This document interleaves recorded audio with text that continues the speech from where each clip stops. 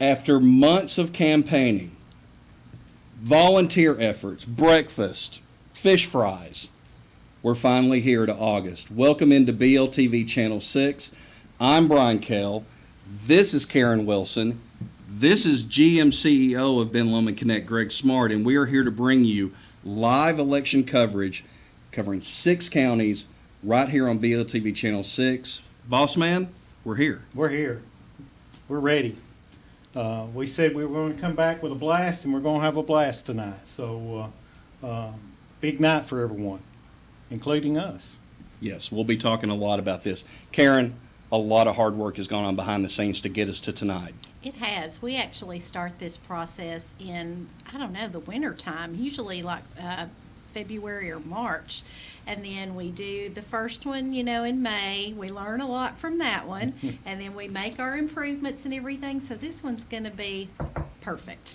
And we'll be talking tonight about a lot of the volunteer efforts that are going on. Greg's going to talk about the volunteer efforts that go on with campaigns because he's been a part of that before in the past.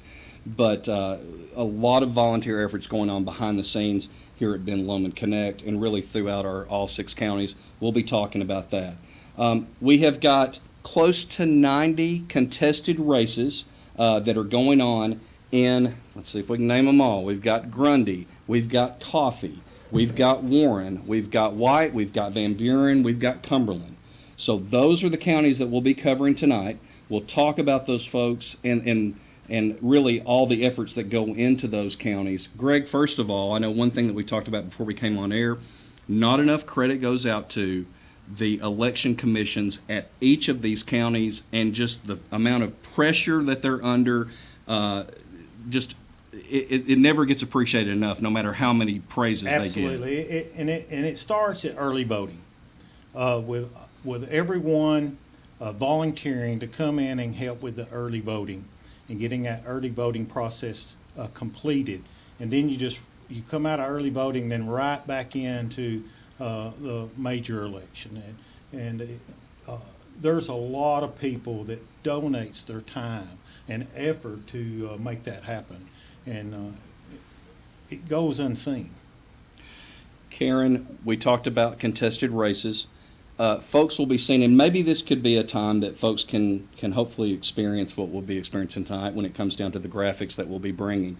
But we'll be following a lot of contested races. You're going to be our conduit for these contested races, but also uncontested races by the end of the night as well. Talk about that. Right. We are going to report the uncontested races.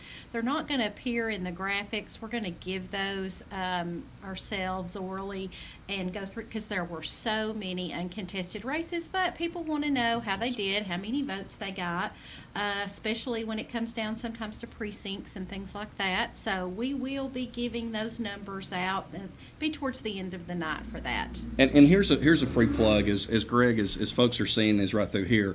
Luckily, we are very lucky to have at Ben Lomand Connect a managed IT team that was really great at helping us get to this, which is what folks are saying. So kudos to Chris and Trocco and Mike and all that bunch. Absolutely. I can't express how much hard work has been put in to getting us kicked off for tonight. We're going live with Facebook Live. We're going YouTube Live and our local Channel 6. And all those plays a big part in getting the communications out to our members. So there's a lot of work that goes on to get us to this part for today. I've not seen Brian, but maybe 15, 20 minutes, pop in and out, in and out, in and out. And I'd always ask Sherry, I said, where's Brian at? You seen Brian today? So it's been busy today. Well, and we'll talk about some of the things that are going on, too. One of the places that I happen to pop into today, and Karen's going to be there probably tomorrow this weekend, is actually at Hillsboro in Coffee County. And we're setting up our Wi-Fi van, to be a part of the tractor pull, which is an annual event that goes on over there. That's one of the precincts over in Coffee County. They said at right around noon or something like that, they had a really good turnout, had folks waiting in through there. So yeah, an ability to be able to really give. It's important to you. It's important to Ben Lomand Connect. This is a way for us to help give something back to the communities we serve. Well, we are a family-oriented company, and we take care of our brothers and sisters, and that is the members of this company. And so I'm dedicated to that. It's the way it's always been, and it's the way we're going to continue to run it. Karen, you mentioned uncontested, and I don't know if we mentioned this or not, but close to 90 contested races that folks are seeing on the screens as they go through here on each of the counties, and then you double that into the non-contested. Just there's a lot of folks out there in all the different counties that are patiently waiting to be able to get the results, and we're here to give them to them as best we can as we Yes, get them. as soon as those calls start coming in, the people in the back room will start populating the spreadsheets, which therefore go to what the audience sees, which is a PowerPoint, a fancy PowerPoint. And as I get those, we'll start talking about those. And then, as I said, we're going to save the uncontested verbally till towards the end of the night because it gets so hectic with all the precincts calling in, all our people out at the precincts. We've got volunteers from Ben Lomand Connect at every county election commission. They start calling in and we start giving those numbers. And as we start talking about them, you're going to see them on your screen too. Each slide lasts around 8 seconds or so. So your slide's going to be up there for a while and then they'll rotate. Greg, we talked about, like, real quick before we get into maybe what's going on in the different camps that are going on tonight, because you've been a part of that with having a father that ran for office and was very successful in that. Let's mention the sponsors who have been a great part of being a part of this particular event tonight. First National Bank of Middle Tennessee, Peter Van Buren and the bunch over there are just fantastic. Bars Home Furnishings. You won't find better people than Hazel and Earl Barr. Absolutely. And so Barr's Home Furnishings, and we'll be talking a little bit more about these as we go on tonight. I know a place that's very near and dear to Greg, County Fork Electric Cooperative, and new General Manager Ben Newman and his fine bunch over there, including a lady named Tina that works over there as well that you're kind of sweet on. And Douglas and Lanier Insurance, Justin Lanier, Kelvin Douglas, and the gang over there at Douglas and Lanier Insurance, our agency. Thanks so much for being a part of this tonight. Chase McGee and the bunch over there at Coffee Bank and Trust. We'll be talking a little bit about them later on tonight too, but special thanks to Chase and all those that are a part of that. And of course the burgers at Exchange Furniture Company, serving Warren County for 87 years. And so, at Exchange Furniture, it pays to do business where business is being done. So we want to thank all those sponsors for being a part of tonight's broadcast. Greg, we talked about it in May. You came up in a family in which you had a father that ran for office. I think he won every time he went out there, and was very successful. Talk about tonight, the families, the supporters getting together. What are they experiencing? What did you all do on election night? Well, it starts kind of early in the morning. Oh, it's true, yeah. Usually you started around 4:30, 5 o'clock, and you was getting the team ready and getting everybody fed and where we were going and what we were going to do and how much time was going to spend there. And it seemed like it was an eternity. Tonight's the longest night or day for these campaign camps. And I've drove through town today and I've seen several camps and you see the same people. And they've been there all day long waving and holding their signs. And there's nothing that I can say that what a good shower and a good bed would feel about right now to those people. And it takes a camp.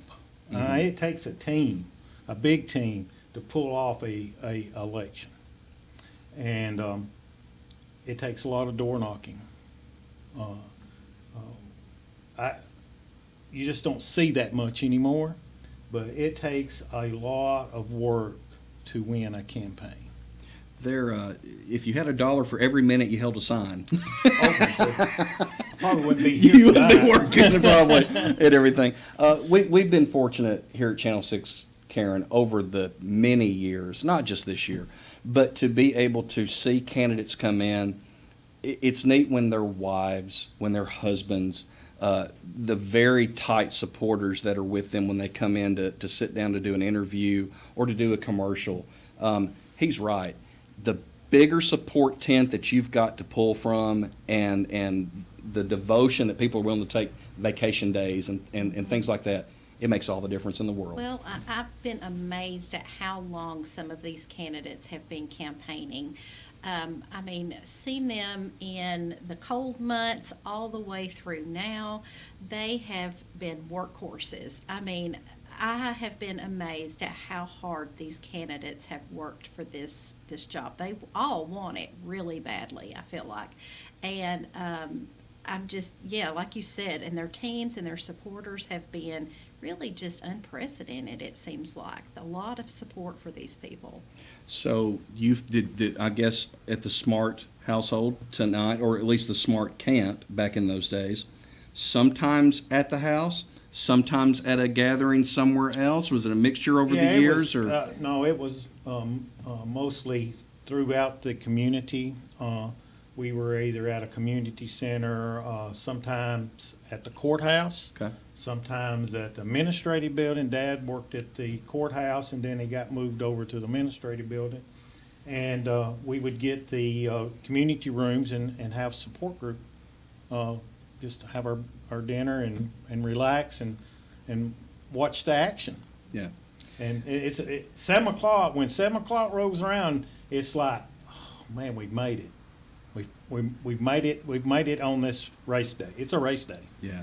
We did not mention that when we came on the air, officially all the polls closed. Now, if you're waiting in line, obviously you're going to get the ability to be able to vote. Talked to my wife about 15 till 6 or 15 till 7, and at Smart First Baptist here in Warren County, she goes pretty religiously to vote, and a long line of like 12 people still waiting to get in to vote. So a very strong push, at least at Smart First Baptist in Warren County. But again, saw some. I think we heard around enough to be able to realize that a lot of counties that have a lot of folks running for contested races, there's a lot of folks out there that want to be a part of it, and so we'll be able to see what those results look like.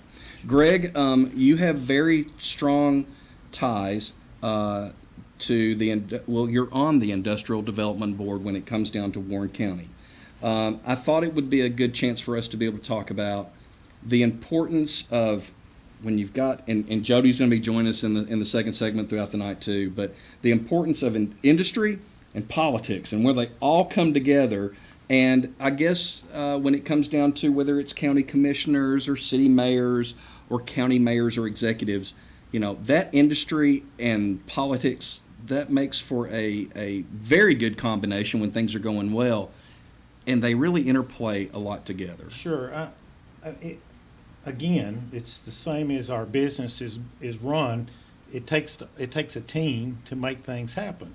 And so a lot of your elected officials will play a big part in helping the IDB boards bring in new industry and make those tough decisions and come up with the money to make those things happen. So we all have to work together. It is one of those things that, Karen, we have seen candidates come in, and they are trying to be able to talk about industry being very important to their area and trying to make a difference when it comes down to improving economic life. Greg's right. I mean, economics and politics together, when things are going great, then hey, maybe we're more likely to bring somebody in. Just a lot of people find themselves trying to hook themselves onto economy and either making it better or taking credit for when things are going well. Yeah, that's true. It seems like that it does jobs and industry because our area has been hard hit over the past 20 years. So that's just the first and foremost thing on everyone's mind.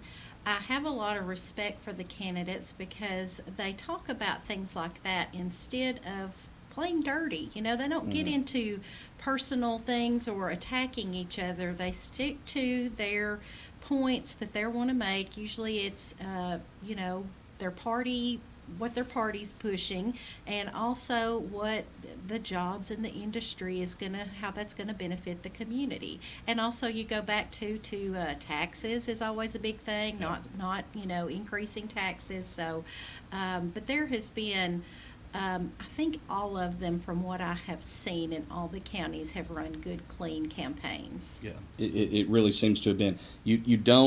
You're right. There doesn't appear to be a lot of mudslinging that things have gotten personal, and I think that's what takes some people back is when things start to get personal. Then people start to recoil, and then they start making decisions based on who said what and how far they went and things like that. So that seems to have been, for the most part, pretty calm. Greg, Ben Lomand, we'll take just a quick moment as we're waiting on these results. Things, I guess, going well with the BLC. Man, what a great time to be in communications right now, especially for Ben Lomand. We've got a lot of big projects coming down for 2022, 2023. We're very strong and gaining more ground, more customer base. We got some big news that we're probably going to be releasing pretty soon, and I'm very proud.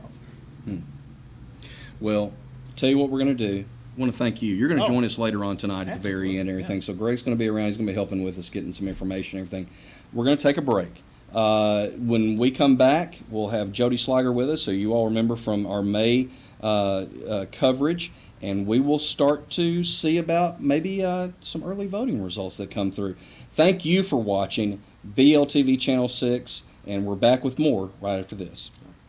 Did you know that the world's finest brands of home furnishings are available right here in McMinnville? Brands like Lazy Boy, Restonic, Roy Hill, Sealy, Lane, and dozens more are right here and ready for your home at Barr's Fine Home Furnishings. You see, there's just no reason to drive long distances for the best. And Barr's has been making quality home furnishings affordable for over 50 years. Come see us today and enjoy furniture shopping. We're Barr's Fine Home Furnishings on Bershua Street in McMinnville. Chase McGee and his team are excited to announce the opening of the full-service location of Coffee Bank and Trust, serving Warren County. Come visit us today at 1502 Smithville Highway. Allow Chase McGee to use his 17 years of banking experience as your personal banker. Call Chase today, 224-8046 or 474-1976. We look forward to taking care of all your banking needs. Coffee Bank and Trust, a division of Coffee County Bank, member FDIC.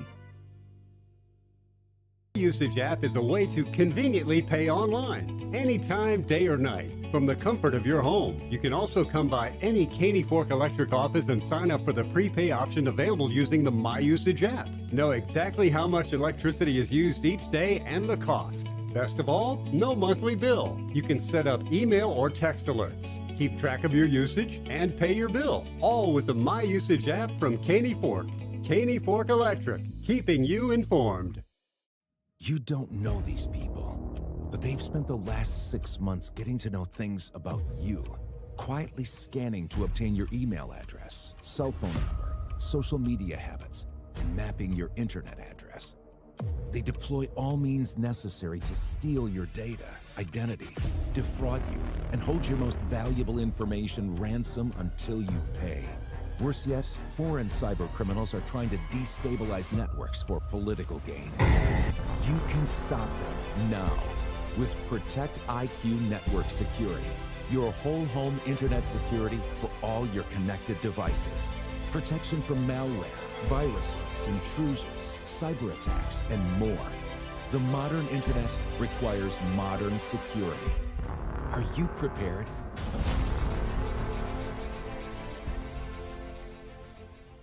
Here's to the grown-ups. Your car is now your office, stage, nursery. Shh, sorry. Erie Insurance offers products that lots of other companies don't. That's a big deal, and it's a good deal, too. And with Erie, you get your own independent agent, not a giant corporate call center or some online robot. You meet with a real person, like this. Your local Erie agent is Douglas and Lanier Agency, 931-474-0044, or go to dndallagency.com. Erie Insurance.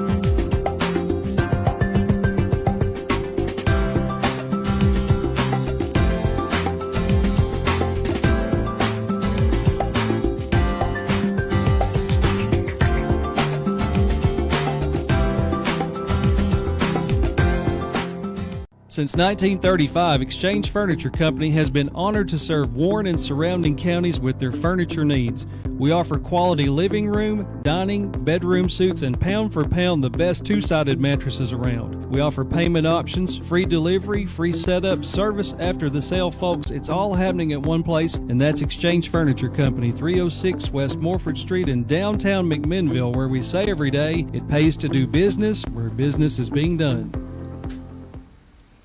Welcome back into BLTV Channel 6 election coverage. Brian Kell now joined by Jody Sliger. No stranger to any of you all who watched our May coverage. Jody, we're so glad to have you back. It's nice to be here. I always have to be reminded what your title is, because my title for you is always Miss White County. and so, but Community Development Director Yes. With the state of Tennessee. Yes, I work for the Department of Economic Community Development. I get to work with all 95 counties, but live here in the Upper Cumberland in White County. Special plug, I guess, for tomorrow going on in Cookeville? Absolutely. We are having a town hall with our brand new state commissioner for ECD. He will be in Cookeville. I think it starts at, I want to say 2:30, but I can't remember right now. Gotcha. Anything that, before we start diving into this, anything you want to say to kind of piggyback what Greg was talking about, the importance of economic development and politics as far as all that? So they're key partners in economic development. If you take a holistic approach and you look at a community as a whole, you're looking at the place. They want good education. If you're going to bring jobs, how are you building your workforce? If you're going to recruit people to come, where are they going to live? So housing's an issue. They want their children to go to good schools. They want to live in a low crime area. So it's all of those pieces, putting those things together. They want to have health care. They want to have quality stuff going on. Mm-hmm. They want to have places they can go and visit, places they can go and be a tourist in their own backyard. And we have plenty of that here in the Upper Cumberland. So yeah. While we're with you, because we're going to kind of take a little tour around some of these, some of the information that we've been able to grab from different places. You're from White County, mm-hmm. So let's start at White County. What are we looking at tonight? And folks can follow along with the graphics as far as some of the contested races we're watching. Yeah, so we have competition in the Register of Deeds office, the road superintendent, the Sparta mayor. We have a contested race on that one. There's city alderman. I think there's 5 people running for 3 slots in that, 3 incumbents and a couple of newcomers. So we'll see how all that pans out. Lots of great people. The state representative, Bobby Robinson and Paul Sherrill, that's a contested race. So there's a few contested races. And we need to mention especially on the Robinson and Sherrill race, is that a lot of people, because that's so contested between those two, folks need to remember that while this has turned into a very red area when it comes down to Republicans and Democrats, that race is not officially over. They've got to go to November. Mm-hmm. I think it's Miss Usselton that's actually based in Warren County that will be facing off against the winner of that race. So just need, for some people out there that may not realize, because that race is primary. So it's a primary within the Republican Party, and we see how that plays out in November. But that needs to be duly noted on that side of things. Shifting over into Coffee County, and want to give Thunder Radio, WMSR, Josh Peterson and the gang over there, they do a tremendous job in taking care of their community over there. About 14.3% of registered voters in Coffee County voted during early voting period. That's about 5,065 total votes. We'll see what Coffee County looks like tonight as we see some of the graphs that are on the television or on the YouTube or Ben Lomand Connect Facebook page that you're watching right now. Warren County and White County, you've already mentioned it. As far as Robinson and Sherrill, 43rd District, it's a brand new 43rd District. It's Warren and White together, not a portion of Warren anymore. Right. So it's a brand new remade 43rd District. Yeah, and didn't they used to cover part of Grundy as well? Mm-hmm. Yes, very much so. Yeah, exactly. Yeah. So that'll be interesting to see how that race comes out tonight, and where what it's looking like with 2 White County guys battling it out, with Warren County being in the mix there as well. This is something, and I thought this was very good. And I believe James Clark from the Southern Standard ended up kind of writing this story. And this is Warren County that we're talking about. 73.7% voted for Donald Trump less than 2 years ago. And it'll be interesting to see how local Republican candidates fare in county government races. One of the things that folks are watching in Warren County tonight, and I wish that I'll verify this. I think that there are 4 Democratic candidates for county commission seats that are current county commissioners. What does it look like in a county that 2 years ago was 73.7% in favor of a Republican candidate? What does that look like for independents and Democrats and Republican candidates in Warren County, especially when we're talking about county commission seats? That is what a lot of people are definitely looking at tonight to see what that's going to be. Yes, comment on absolutely. that. Just an observation. We've been doing the elections for years now, and it's been amazing to see people put the R or the I or the D out beside their name in county races. For many years, we did not see that quite so much. And it has been much heavier. You've seen a lot more R's out there. There are still a lot of independents running. We have a lot of those on the ticket tonight. But, and then, we've heard some things about, people that ran as an independent, maybe what their voting record was previous to running as an independent. So that makes it kind of interesting. But it's going to be, I don't know, it just feels different. This election is very, very different based upon what's happened nationally. Speaking of nationally, and this has got a lot of play locally in the Warren and Van Buren County area. Speaking of a national approach, Scott Horton basically took a national approach to him running for a local office. I don't know that anyone's ever done that to the extent that Scott did, and that will be very interesting to see. How much of a connect did that make with Republicans, with the county, especially with Warren, and Van Buren has been red 2 years ago as well. Did that connect? Facing an independent judge in Bart Stanley. Mm-hmm. So how did the national? It's the whole thing of local candidate, local person. But then the message, is it local? Is it very specific? Or does it start going a little national? And where are people going to fall with that? Yes, in judge races, you don't hear a whole lot about I'm a conservative judge or I'm a progressive judge. They talk about being tough on crime and Right. things of that nature. But, when we watched the election forum earlier this month with Mr. Horton, there was a lot of talk about conservatism and Christian values, and that's not something that we've seen out of judge races previously. Yeah, and Scott even took recent Supreme Court rulings when coming down to abortion, and even taking that national approach and even trying to put that into a local race. So it's going to be very interesting to see. On the flip side of that, Bart Stanley standing for experience and being a former trial lawyer, and all that. So who connected? What connected with folks? We'll start seeing that hopefully in a bit. And just to give folks an update, we do have folks obviously working in the back. Early voting is treated differently, I think, in every county that we're covering tonight. And so as we get results, you won't hear them. You will see them, and so we'll be going through those. One more thing, and kudos to the Southern Standard, too, as well. Early voting in Warren County ended with 5,455 votes cast. We'll see where that stood today. Hearing some pretty good things coming out of there. And finally, just this information from the local news in Van Buren County. Early voter turnout update, and this, again, came from them.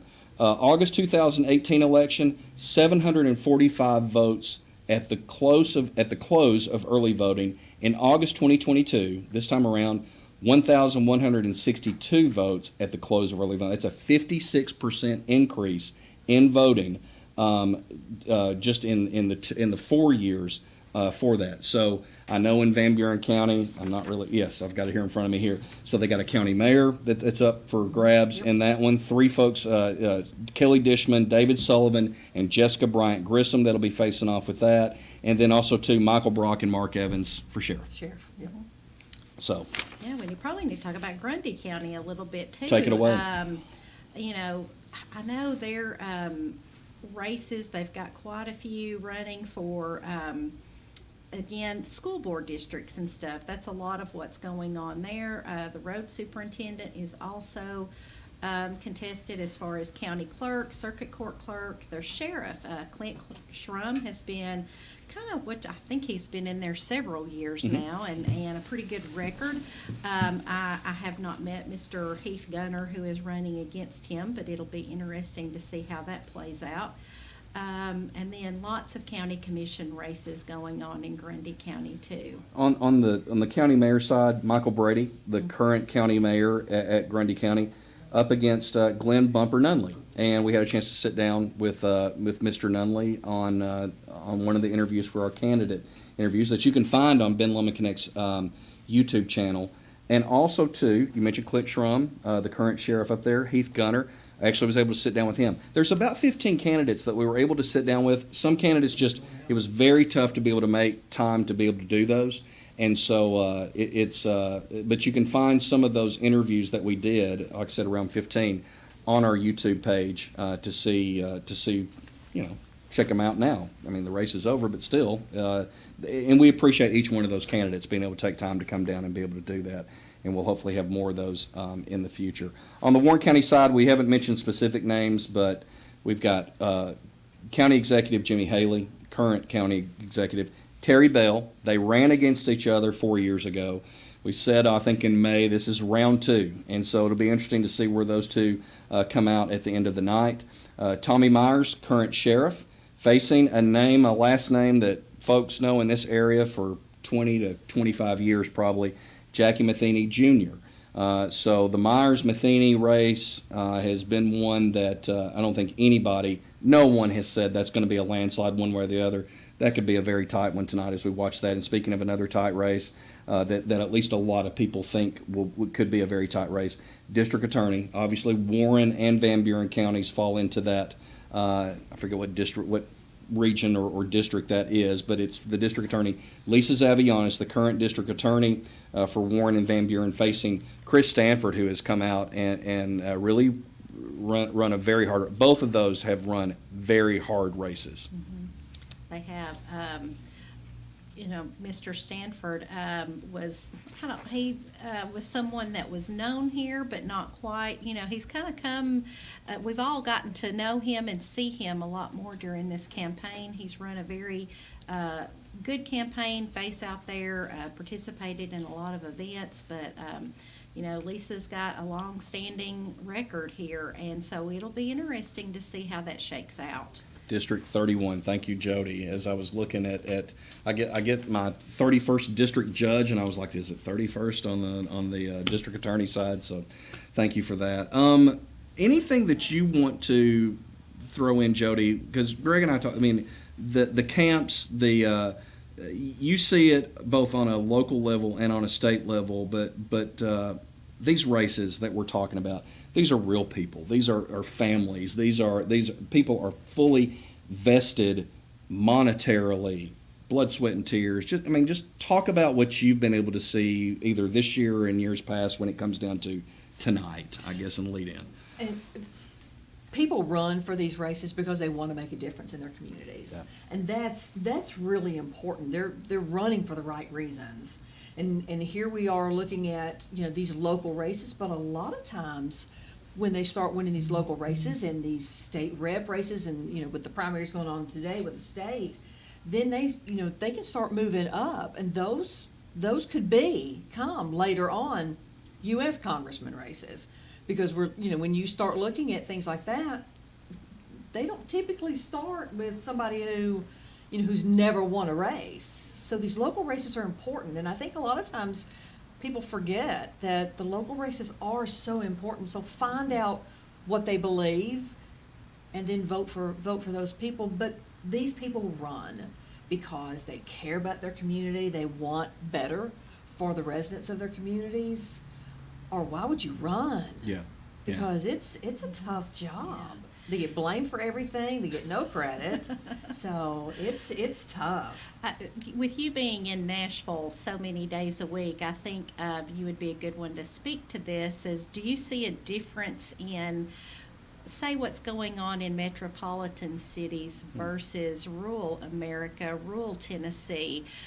Your larger cities, Nashville, Memphis, Chattanooga, it seems like they're going in a bit of a different direction, a little bit more progressive, while the rural communities seem to be kind of pulling back. But what do you feel as someone who stays in Nashville quite a bit?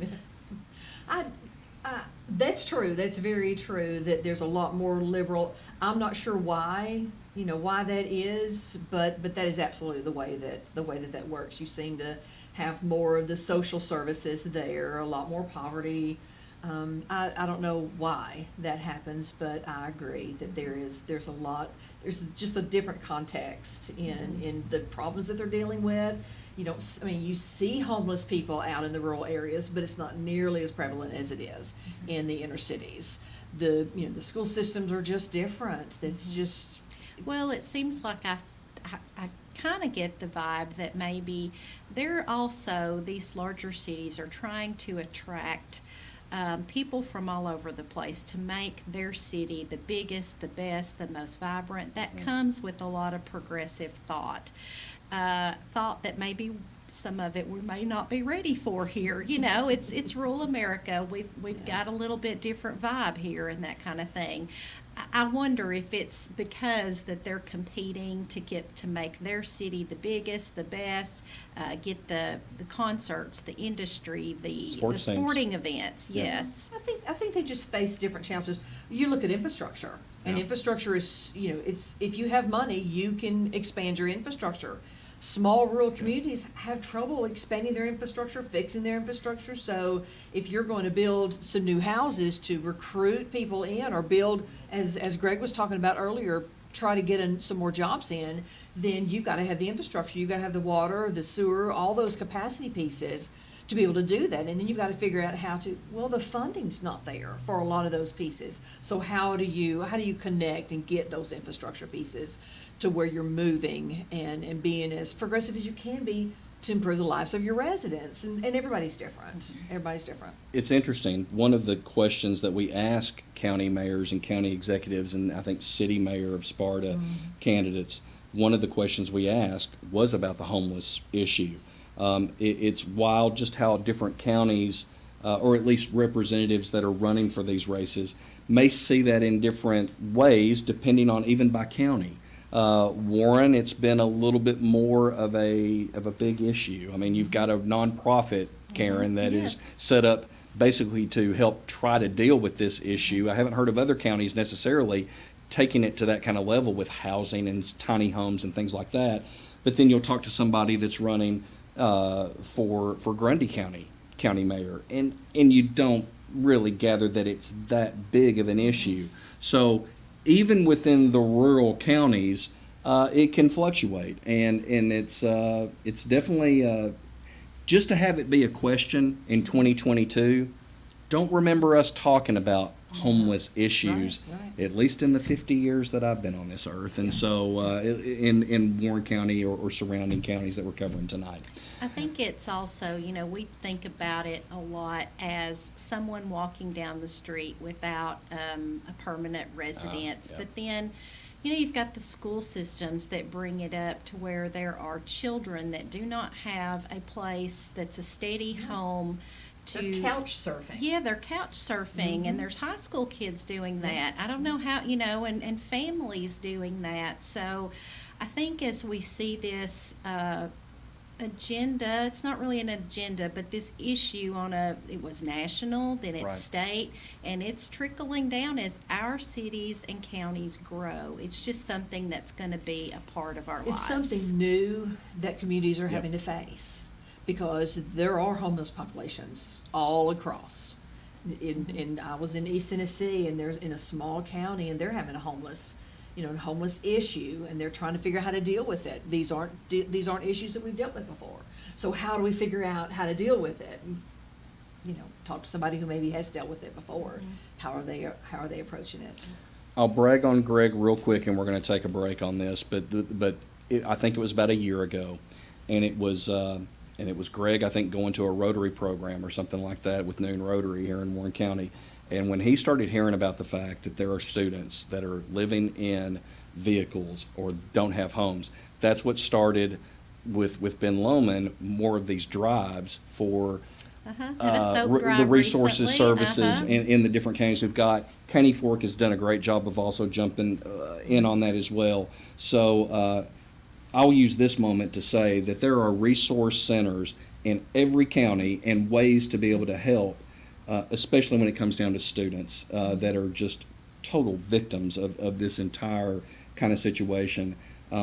Take a moment to find out if you're involved in a business or even with a family and you want to be able to help. There are ways to help and reach out to especially students that are in need of just basic needs. Mm-hmm. So plug there, take a look at it at the county that you're in, and find a way to maybe to be able to tie in and help with that. We're going to take a break here on BLTV Channel 6. We may even be back with some interviews here in just a bit with some candidates that are running or on the ballot tonight. And who knows, we may even have some numbers as we inch closer to 8 o'clock. You are watching live election coverage here on BLTV Channel 6. Chase McGee and his team are excited to announce the opening of the full-service location of Coffee Bank and Trust, serving Warren County. Come visit us today at 1502 Smithville Highway. Allow Chase McGee to use his 17 years of banking experience as your personal banker. Call Chase today, 224-8046 or 474-1976. We look forward to taking care of all your banking needs. Coffee Bank and Trust, a division of Coffee County Bank, member FDIC. Since 1935, Exchange Furniture Company has been honored to serve Warren and surrounding counties with their furniture needs. We offer quality living room, dining, bedroom suites, and pound for pound the best two-sided mattresses around. We offer payment options, free delivery, free setup, service after the sale, folks. It's all happening at one place, and that's Exchange Furniture Company, 306 West Morford Street in downtown McMinnville, where we say every day, it pays to do business where business is being done. Erie Insurance says here's to the grown-ups who move, mortgage, mow, and still bust a move. But does your home insurance still fit? Erie helps you protect the home you've grown into, all at fair prices that are often less than the other guys. So how do you find the right coverage? Magic. Nope. Local independent agents who get to know you like this. Your local Erie agent is Douglas and Lanier Agency, 931-474-0044, or go to dndallagency.com. Erie Insurance. Usage app is a way to conveniently pay online, anytime, day or night, from the comfort of your home. You can also come by any Caney Fork Electric office and sign up for the prepay option available using the My Usage app. Know exactly how much electricity is used each day and the cost. Best of all, no monthly bill. You can set up email or text alerts, keep track of your usage, and pay your bill, all with the My Usage app from Caney Fork. Caney Fork Electric, keeping you informed. From the ranch lands of Montana to Georgia's coastal plains, a nationwide effort is underway to bring high-speed internet to small-town America. Rural broadband providers are taking the initiative to bring advanced digital infrastructure to the regions and the people they serve. Their goal? To enhance quality of life by creating smart rural communities, which utilize a robust fiber network to jumpstart economic growth and improve access to first-rate education, healthcare, and government services. The work is far from over. Together, rural Americans will continue to drive growth and create opportunities by partnering with local telecom providers to build thriving, smart rural communities. And it all starts with the transformative power of rural broadband networks. Did you know that the world's finest brands of home furnishings are available right here in McMinnville? Brands like Lazy Boy, Restonic, Groy Hill, Sealy, Lane, and dozens more are right here and ready for your home at Barr's Fine Home Furnishings. You see, there's just no reason to drive long distances for the best. And Barr's has been making quality home furnishings affordable for over 50 years. Come see us today and enjoy furniture shopping. We're Barr's Fine Home Furnishings on Bershua Street in McMinnville.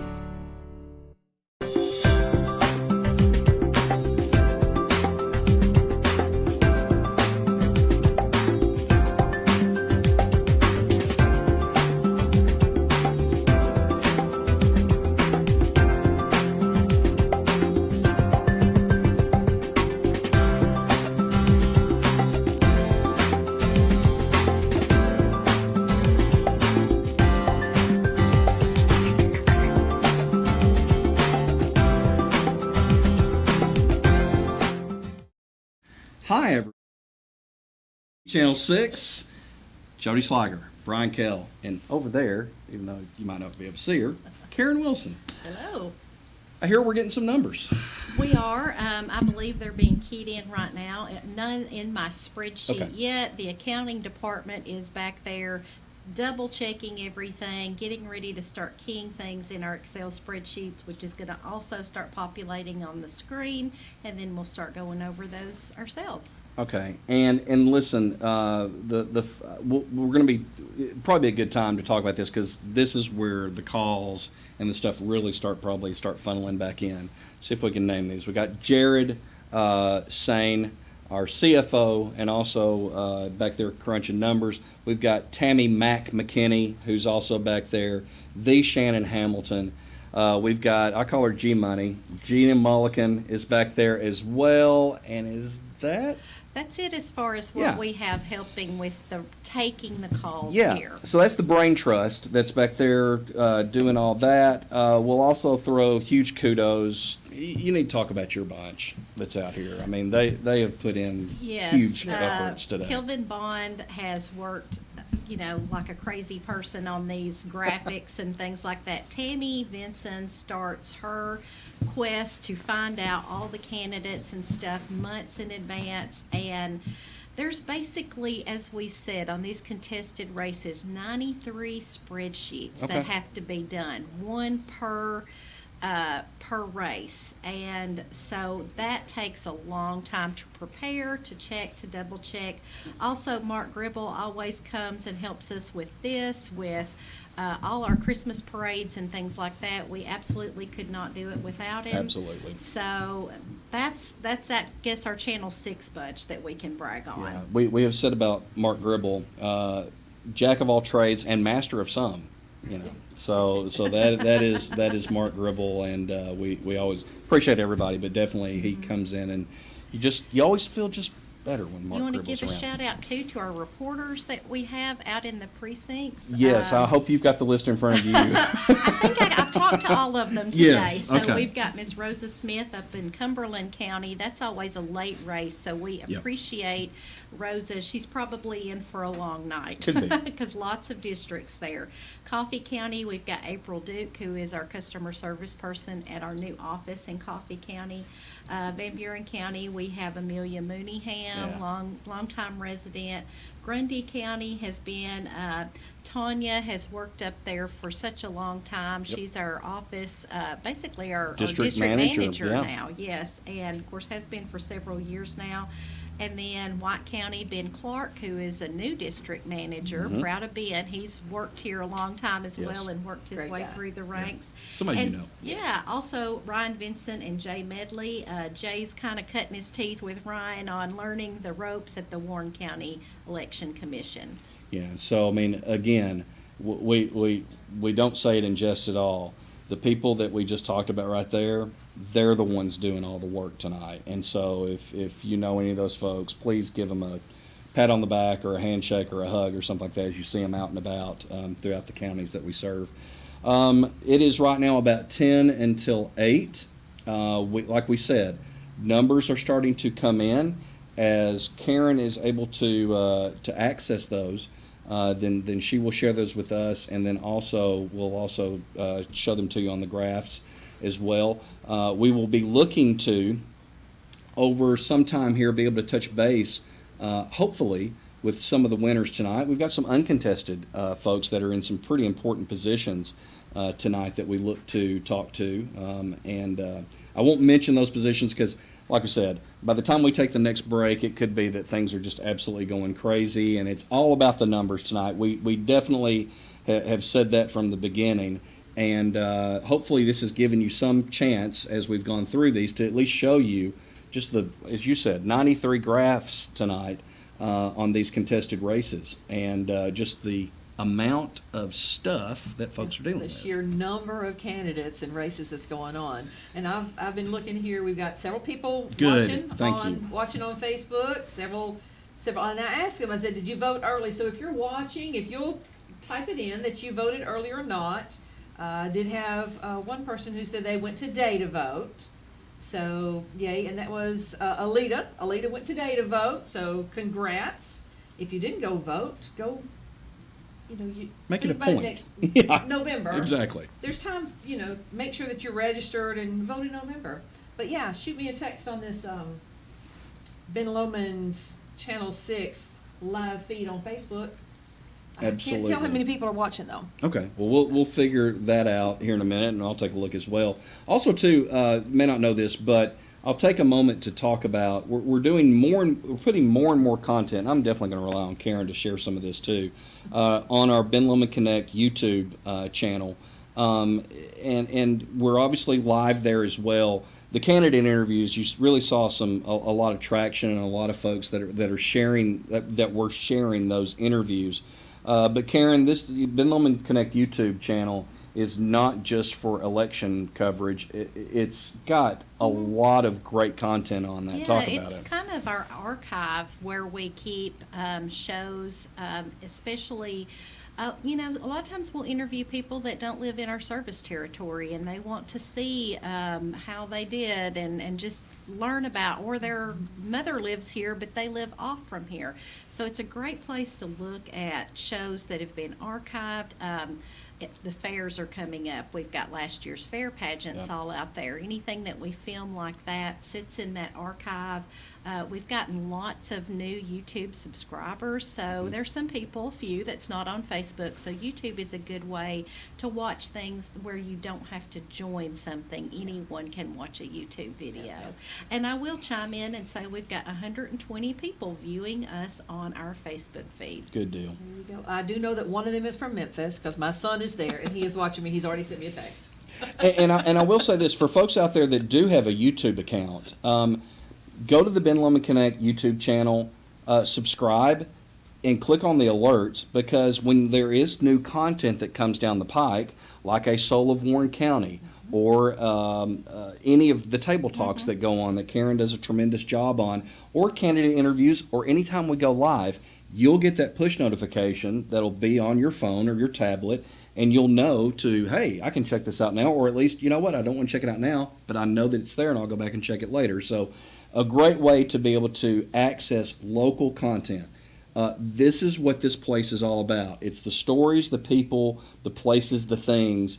That's hopefully what will always be Ben Lomand, BLTV Channel 6. And our job and our mission is to be able to tell those stories and provide a place for those stories to come into.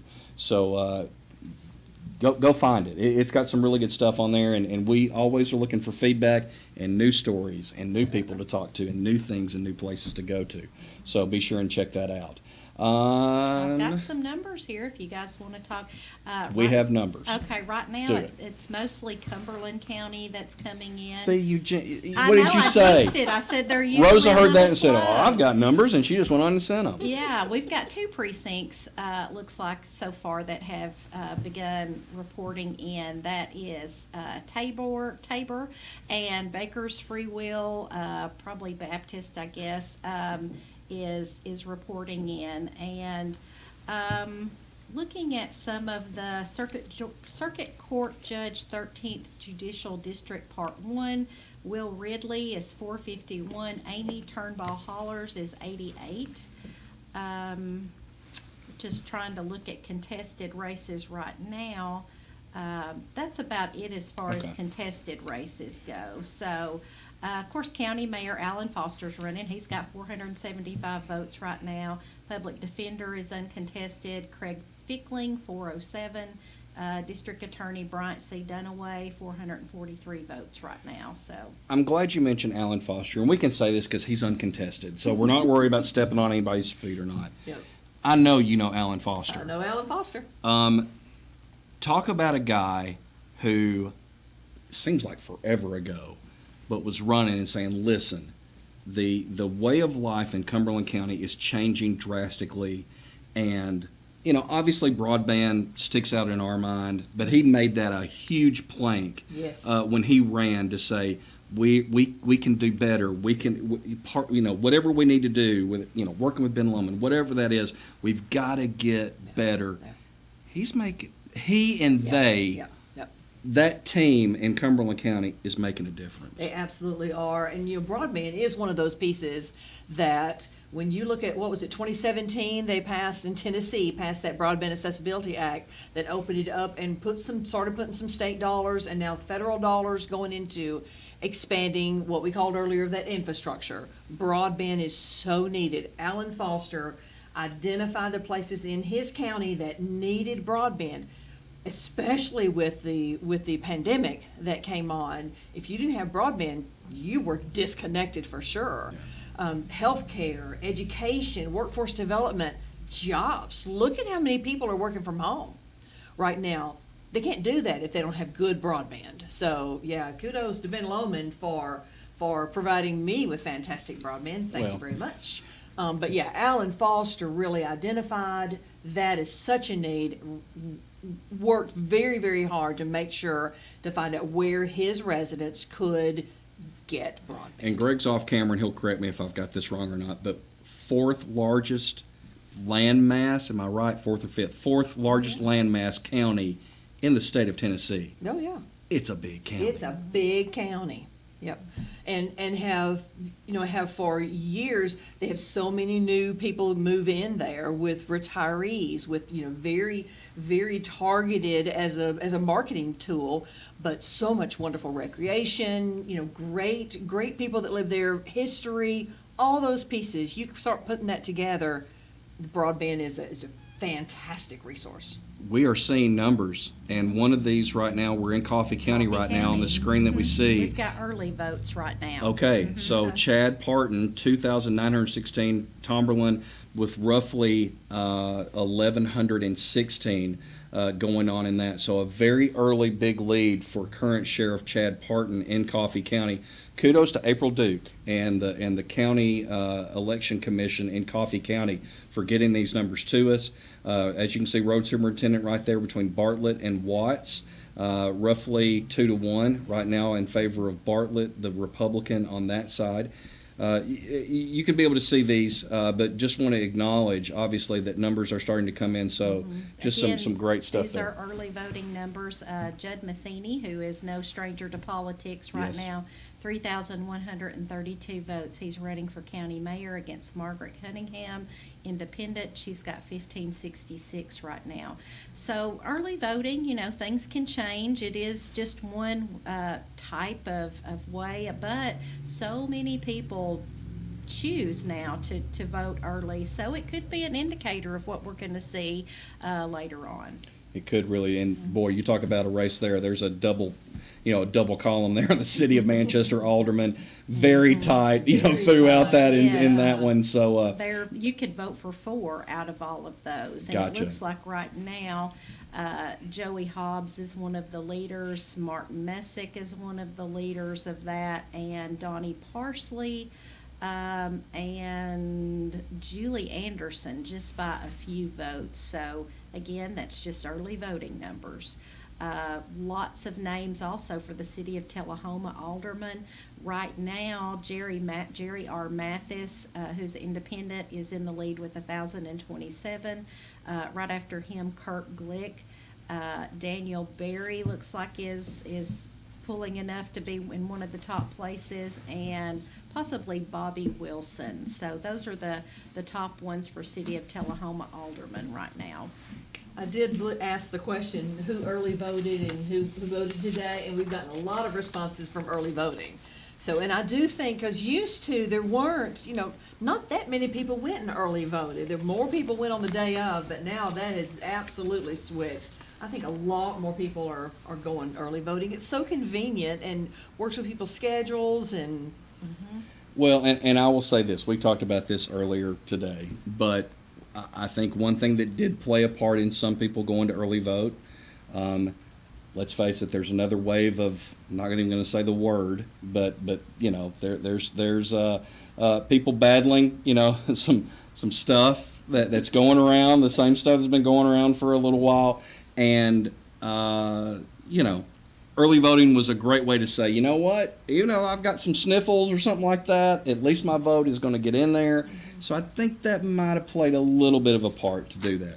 Want to mention this real quick. Again, our great sponsors for tonight: First National Bank of Middle Tennessee, Bars Home Furnishings, Caney Fork Electric Cooperative, Douglas and Lanier Insurance, and Coffee Bank and Trust. I mentioned earlier about Exchange, and I'll talk just a little bit about Coffee Bank and Trust. Chase McGee and the great bunch. They're located on Smithville Highway in McMinnville. New location is coming to the corner of North Chancery and Site Streets in the not-too-distant future. So special thanks to all of them, but also during this one mention, Coffee Bank and Trust, Chase McGee, a guy who kind of drove me out of church league softball coaching.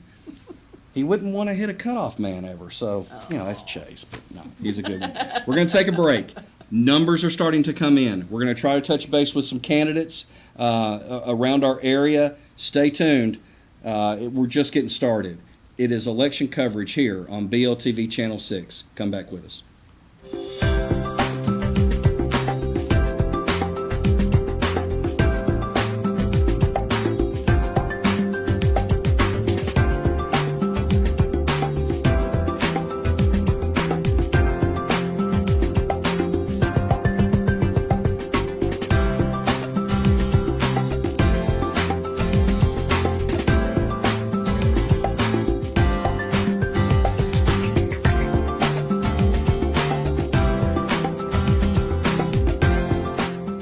Did you know that the world's finest brands of home furnishings are available right here in McMinnville? Brands like Lazy Boy, Restonic, Groy Hill, Sealy, Lane, and dozens more are right here and ready for your home at Barr's Fine Home Furnishings. You see, there's just no reason to drive long distances for the best. And Barr's has been making quality home furnishings affordable for over 50 years. Come see us today and enjoy furniture shopping. We're Barr's Fine Home Furnishings on Bersheba Street in McMinnville. Everything seems to be rising. Food and gas prices, even stress. But one thing has gone down: Ben Lomand Fiber. At Ben Lomand Connect, we wanted to make it easier than ever for families and businesses to get the fastest and best fiber broadband speed in the area for less. A gig up, a gig down for just $57.95 a month. You don't deserve better, you deserve the best at a fair and affordable price. Call your local Ben Lomand Connect office or go to benlomandconnect.com. Some exclusions may apply.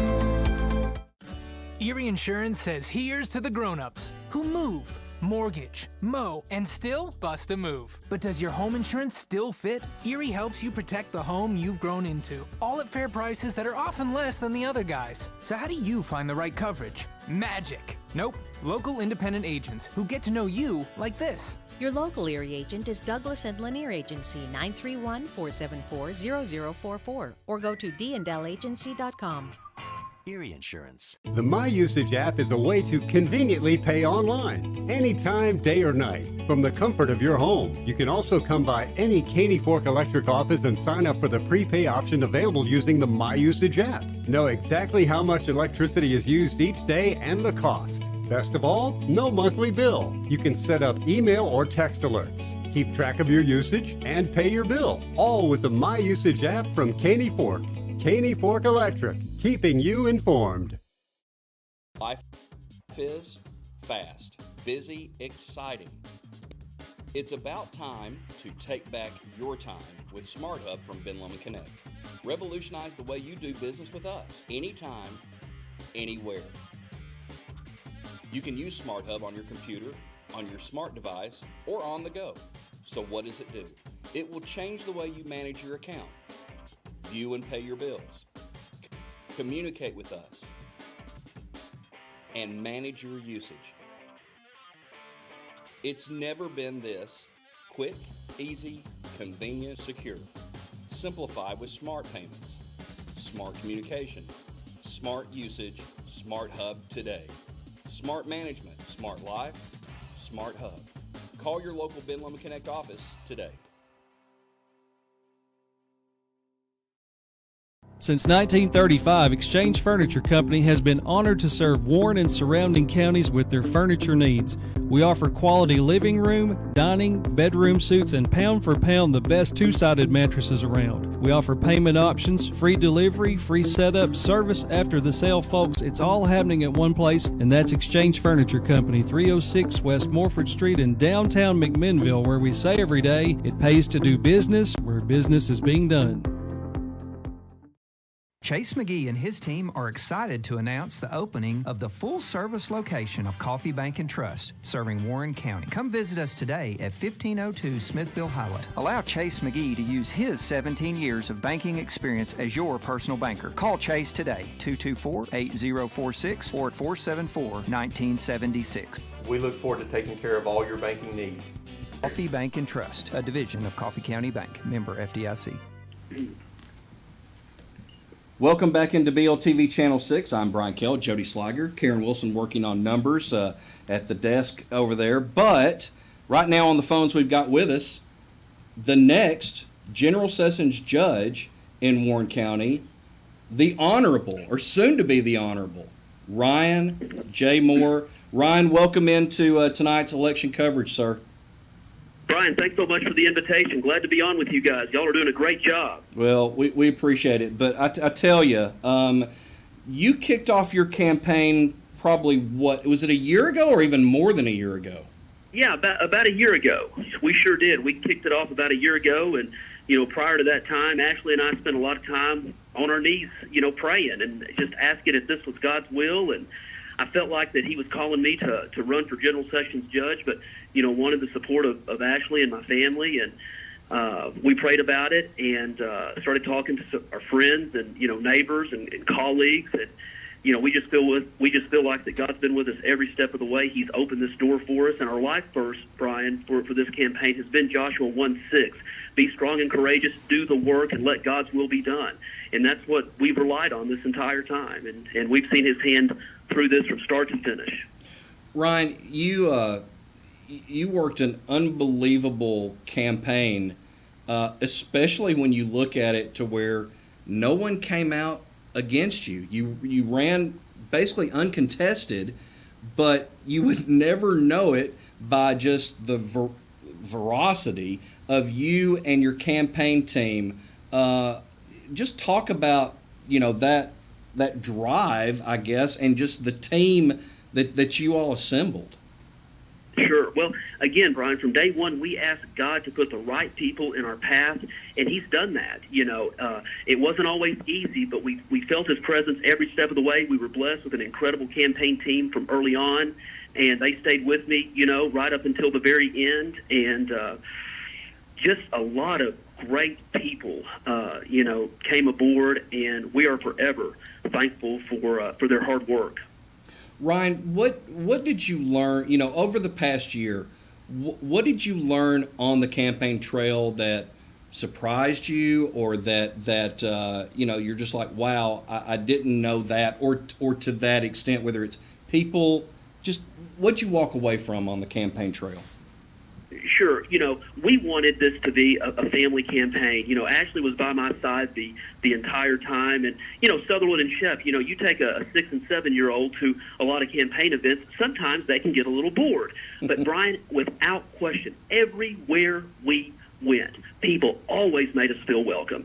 And, there were times that the kids would kind of get out of hand, and, whether it's at, Lucky CIC or up at Fairview, and, oh goodness, Sutherland Shep, stop that. People were just so gracious to us the entire way, and understood that, hey, we had small children, and there were times that Ashley couldn't be at some things, and she would say, Ryan, you're going to have to do this solo, and, Mom and Dad would go with me, and people were very understanding of our small children. And just what I take away from that is Warren County just has a lot of great, caring individuals. And, after college, Brian, I knew there was nowhere else that I would want to live and raise my family, except Warren County. And they've been awfully good to us, and we've tried to give back, and we want to now give back in the role as General Sessions Judge. General Sessions courts across the state have been called the legal workhorse of dispute resolution. It's the only court most people will ever see. It has about 3 times the caseload as circuit, and that's because beyond its statutory, limits, such as civil matters in controversy, $25,000 or less, misdemeanor crimes, Landlord-Tenant Act, by private act, it also has concurrent divorce jurisdiction with Chancery Court and Circuit Court. And it also has exclusive juvenile jurisdiction. So to say that's a busy court is an understatement. And I really feel like we can make a positive impact in our court system and our community in General Sessions Court. Ryan, when we're talking again with Ryan Moore, who will be taking over. Ryan, when will you be taking over that position? September 1st, and Judge Locke is going to swear me in on August 31st. And Brian, he's been such a wonderful mentor to me and has allowed me to job shadow him. And one of the campaign pledges that I made was to bring CASA to Warren County. CASA stands for Court Appointed Special Advocate, and it's a volunteer guardian ad litem program designed specifically to protect severely and abused children in our juvenile court system. And thanks to Judge Locke, we were able to go ahead and spearhead this initiative. And there are 57 CASA programs across the state, Brian, and thanks to Judge Locke, we're going to be 58. There are a lot of new judges coming in this cycle in Tennessee. We will have more new judges, Brian, in Tennessee than ever before. And I'm going to tell you, CASA is a popular program. It's a hot commodity. Every court is wanting it. And thanks to Judge Locke, we were able to jumpstart that process. And on day one, September 1st, my first order of business will be to sign the CASA Memorandum of Understanding and bring this much-needed volunteer guardian ad litem program to Warren County's juvenile court. So outside of that program, Ryan, describe for us a Judge Ryan Moore courtroom. Take us through that. Sure. I come from, private sector, and we know that private enterprise operates a lot more effective than government. I want to continue the great job that Judge Locke has done. I want to be on schedule, prepared, and productive. We're going to have 8:30 dockets. We're going to change our civil days so that a 10-day judgment really does mean 10 days. That's part of having an efficient docket system. I'm a constitutional conservative and believe judges should not legislate from the bench. I will abide strictly by the letter of the law. I'll be respectful and considerate of everyone's time and want to do a good job, be fair and impartial, and treat everyone with respect. You and I have known each other a long time. In fact, I was thinking back just today that you're probably one of your babysitters was my high school girlfriend. So I remember actually going over when you and Reese were little and kind of hanging out with you guys as she kind of as Michelle kind of ended up hanging out with y'all and babysitting you guys. So go ahead. You were going to say something. I remember those days too, and I also remember on some youth trips with Shane Turner and Mel Dixon, and we flipped a few mattresses back in the day. Yeah, we'll keep that between us. Yeah, but no, fun times. But when did Judge Ryan Moore? When did that enter your? When was that the pathway? When was that the journey? I started practicing law about 11, 12 years ago. And I said, man, this is great. I am making a difference in my clients' lives. I'm hoping to have a positive impact in our community. And I saw the General Sessions Court position, Brian, as a way to positively impact more people, because it's the only court most people will ever see. It's called the People's Court. Many litigants in General Sessions courts don't have attorneys. We talked about the broad spectrum of matters that General Sessions Court handles. So I think it's a good opportunity for me to positively impact a greater number of people, and I want to do a good job and be a benefit to our community. Well, is it safe to say that when someone enters the courtroom of Judge Moore, that they will be treated with supreme service and dignity? Absolutely. Okay, I had to work that in, right? I like that. It's funny. A lot of criminal defendants refer to General Sessions Court as little court, and Circuit Court is big court. But as my General Sessions judge friend in DeKalb County, Butch Young, says, there ain't no such thing as a little court. Well, Ryan Moore, congratulations on getting through this process, and tonight we'll be talking about what those votes look like in your uncontested race. But congratulations towards September 1st, where you will be honored with the title of judge, and congratulations. Thanks so much, Brian. Appreciate the invitation. Keep up the good work, guys. We're listening to you and watching you. All right. Thanks so much, Ryan. Thanks. All right. We were talking with Ryan Moore. September 1st, soon to be Judge Ryan Moore. I will jump in here. We've got early voting numbers from White County. We've got, it's showing Bobby Robinson and Paul Sherrill, who are both running, and then, of course, Cheryl Womack Uselden, but Tennessee House of Representatives, District 43. It's got Bobby Robinson a little bit ahead of Paul right now, 1,130 versus 713. I was looking to see other contested races. Road superintendent, register of deeds. Yes, County Commission, District 6. Ooh, that's a tight race. Derek Hutchins, Roger Mason, and Jennifer Gillum Rodriguez. Derek Hutchins has 169. Roger Mason has 164. So, Register of Deeds, we've got Lori Jones at 1,569 versus Lee Hitchcock at 532. Road Superintendent Jerry Sawyer at 1,306 versus Chris Goins at 785. A tight race look here for, of course, this again, early voting numbers. Mayor of City of Sparta, Jerry Lowry, 298 votes versus Jeff Young, 214 right now. That's tight. So it is. You said one precinct or? This is Early. early voting. Early, sorry. This sorry. is early voting, Interesting. yes. Alderman for City of Sparta, they get to vote for 3. Looks like right now Jim Floyd, Bobby Officer, and Hoyt Jones are ahead of Travis McBride and Janice Jernigan. I'm not So going to the try. three incumbents yes, are- right. Are ahead. Good try. Better than, there you go. Yes, but that's what we've got so far. Of course, those are all the contested races. We'll be giving out uncontested races later on. Yeah. Okay, you are starting to see some of these races that are that are obviously early voting numbers that are coming in on the below here on your screen. We're going to take a quick break here on BLTV Channel 6. We'll come back, hopefully have some more numbers. Who knows? Could have some guests that'll be joining us via phone. All that and so much more here on BLTV Channel 6 live election coverage. Stick around.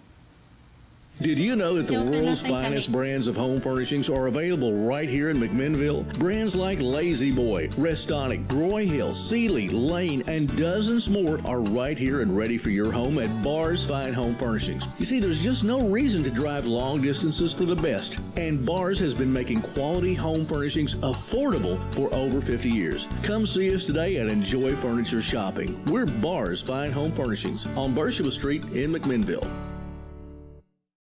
Chase McGee and his team are excited to announce the opening of the full-service location of Coffee Bank and Trust, serving Warren County. Come visit us today at 1502 Smithville Highway. Allow Chase McGee to use his 17 years of banking experience as your personal banker. Call Chase today, 224-8046 or 474-1976. We look forward to taking care of all your banking needs.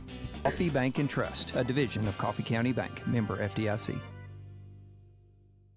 Usage app is a way to conveniently pay online, anytime, day or night, from the comfort of your home. You can also come by any Caney Fork Electric office and sign up for the prepay option available using the My Usage app. Know exactly how much electricity is used each day and the cost. Best of all, no monthly bill. You can set up email or text alerts, keep track of your usage, and pay your bill, all with the My Usage app from Caney Fork. Caney Fork Electric, keeping you informed. You don't know these people, but they've spent the last 6 months getting to know things about you, quietly scanning to obtain your email address, cell phone number, social media habits, and mapping your internet address. They deploy all means necessary to steal your data, identity, defraud you, and hold your most valuable information ransom until you pay. Worse yet, foreign cyber criminals are trying to destabilize networks for political gain. You can stop them now with Protect IQ Network Security, your whole home internet security for all your connected devices. Protection from malware, viruses, intrusions, cyber attacks, and more. The modern internet requires modern security. Are you prepared?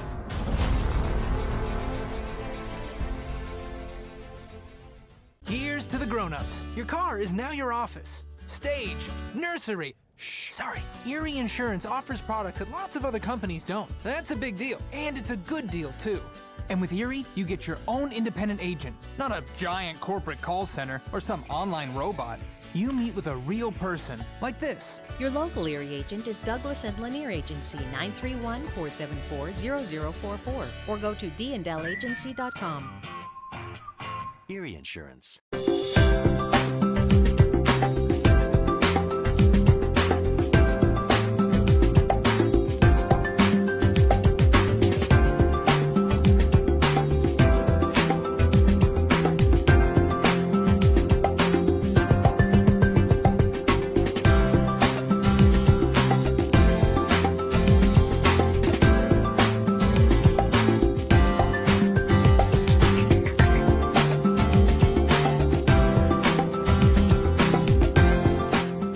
Since 1935, Exchange Furniture Company has been honored to serve Warren and surrounding counties with their furniture needs. We offer quality living room, dining, bedroom suites, and pound for pound the best two-sided mattresses around. We offer payment options, free delivery, free setup, service after the sale, folks. It's all happening at one place, and that's Exchange Furniture Company, 306 West Morford Street in downtown McMinnville, where we say every day, it pays to do business where business is being done.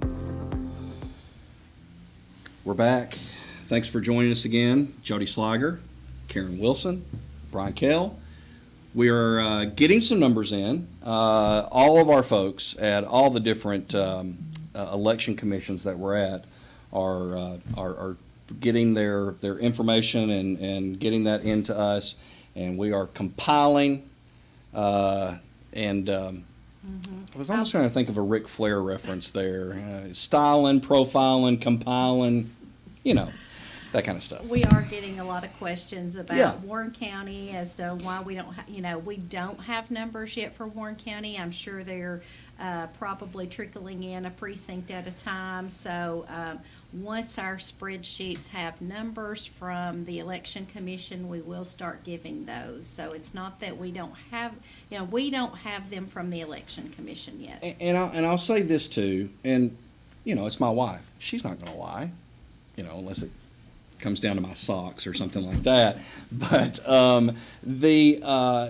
there were some lines that we were hearing about. Would love to know that on Facebook. If you went towards the end of the night to go vote, give it whatever county you're in. Would love to know what you were seeing. Was it something that up until the last bit there were lines there at 7 o'clock, something along those lines? Well, I will say, you and I live in the same area there, and I was really surprised. Of course, this is nothing against the election, but there were only 2 voting machines there. And so even though there wasn't a line, I went at lunchtime, I did have to wait probably a good 8 minutes or so. I can only imagine after work getting off and things like that. You start going through the races and voting and hitting them, and then you get to all the judges that you're keep or not keep, or whatever keeping the or not phrasing is, keeping and stuff, and retain or replace. Yes, Yes, retain there or you go. replace, and you have no You idea. read them. I did read it.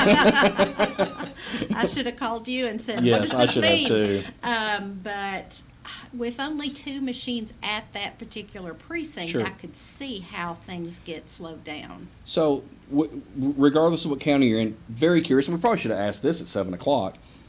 For those that went later, 6:30, 6:45, 7 o'clock, what were you seeing? What kind of lines were there? How was that going?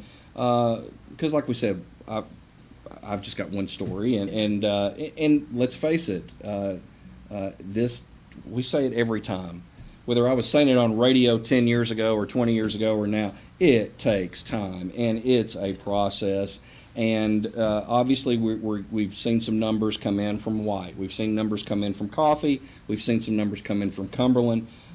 So if we hear of any information on hiccups or things like that, we will pass that along to you. But right now, we've not heard anything. Right, so I've got Morrison was dead at 6. Okay. Viola was dead by 7, which Okay. should have been, right? Small place. Let's see, went Lucky and McMinnville at 6, waited maybe 2 minutes. Okay. So. Yeah. So some places may have been hot at certain times and a lot of activity, and others Obviously and not. it seems like that the election commission's kind of like each year, maybe they're learning things, and of course they're old pros at it, but they kind of choose to do things different ways in different areas. Some years they'll give you early votes, some years they don't. Some counties choose to give you everything all at one time. Yeah. Van Buren traditionally does that. Sometimes even Grundy County will do that. So I want to pay real quick some attention to what we're seeing on the screen right now, and it's fixing to go away here in a second. But the Lowry Young race, 298 to 214. Jeff Young, the incumbent. Jerry Lowry, someone who ran against Paul Sherrill 2 years ago for state representative. He is an alderman with the city of Sparta, and has jumped into this race against Jeff Young. Two people that are very well known in White County and Sparta, but pretty tight on that. So so that is one that a lot of people are paying attention to over in White County, because those are folks that if you've lived in White County for any length of time, you know them. That's exactly right. That it was definitely one. Michael Brady, we've got Grundy County. He is up on Glenn Anthony Bumper Nunley, 101 to 33. Again, I think we're talking early voting, right, Karen, on those numbers there. So that's just a couple of some of the more top, kind of top shelf situations say, it looks there. like Central, as far as Grundy County is, the area called Central, they have also, so that's added in there. Actually, we don't have early voting numbers yet. So that is a in precinct. Grundy. That is a precinct. Okay. So that probably can't go by those numbers hardcore yet, just because it's one precinct. Gotcha. Well, and like we said, Michael Brady, the current county mayor of Grundy County, and Glenn Bumper Nunley, who came here to our Channel 6 studios, and we sat down and talked with him a little bit. Very nice guy, and seemed to. And I know both guys have a heart for Grundy County. That is for sure. So you're seeing the numbers as we see them, and nothing else really kind of trickling in on that side of things. We appreciate everyone that obviously our BLTV, Channel 6, Channel 306, that are seeing that on there. But, you guys have been great on Facebook and also our YouTube channel to go there and to reach out to us through that way. Yeah, we appreciate the information. So Midway at 5:30-ish, very short line. Dibble at 6:15. No problems. The mall was dead by 7, as well as the Chamber Precinct downtown. Okay, talking about Warren County. So people had gone, all those are Warren County. So gone earlier or gone early, one or the other. Okay. Well, we continue to, just like you, wait for results. Some of these could be putting some distance. Other ones could be slobber knockers tonight between these. I had somebody say, why don't you work on slobber knockers tonight? So that seemed to be the best way to do it. So I tell you what, we're going to take a break. We'll come back. Who knows? We may have an interview with someone. We may have some more numbers to pull from. Hang with us. We're all in this together, and it is live election coverage, 6-county live election coverage here on BLTV Channel 6. Stick around.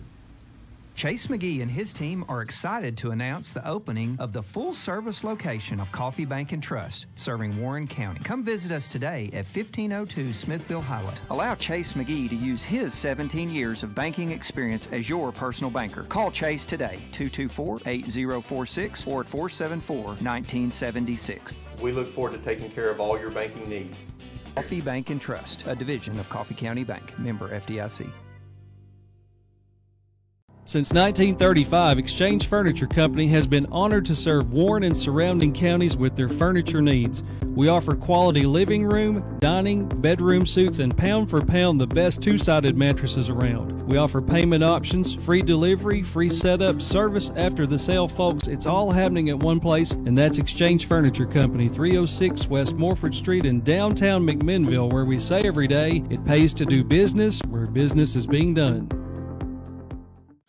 Erie Insurance says here's to the grown-ups who move, mortgage, mow, and still bust a move. But does your home insurance still fit? Erie helps you protect the home you've grown into, all at fair prices that are often less than the other guys. So how do you find the right coverage? Magic. Nope. Local independent agents who get to know you like this. Your local Erie agent is Douglas and Lanier Agency, 931-474-0044, or go to dndallagency.com. Erie Insurance. Usage app is a way to conveniently pay online, anytime, day or night, from the comfort of your home. You can also come by any Caney Fork Electric office and sign up for the prepay option available using the My Usage app. Know exactly how much electricity is used each day and the cost. Best of all, no monthly bill. You can set up email or text alerts, keep track of your usage, and pay your bill, all with the My Usage app from Caney Fork. Caney Fork Electric, keeping you informed. From the ranch lands of Montana to Georgia's coastal plains, a nationwide effort is underway to bring high-speed internet to small-town America. Rural broadband providers are taking the initiative to bring advanced digital infrastructure to the regions and the people they serve. Their goal?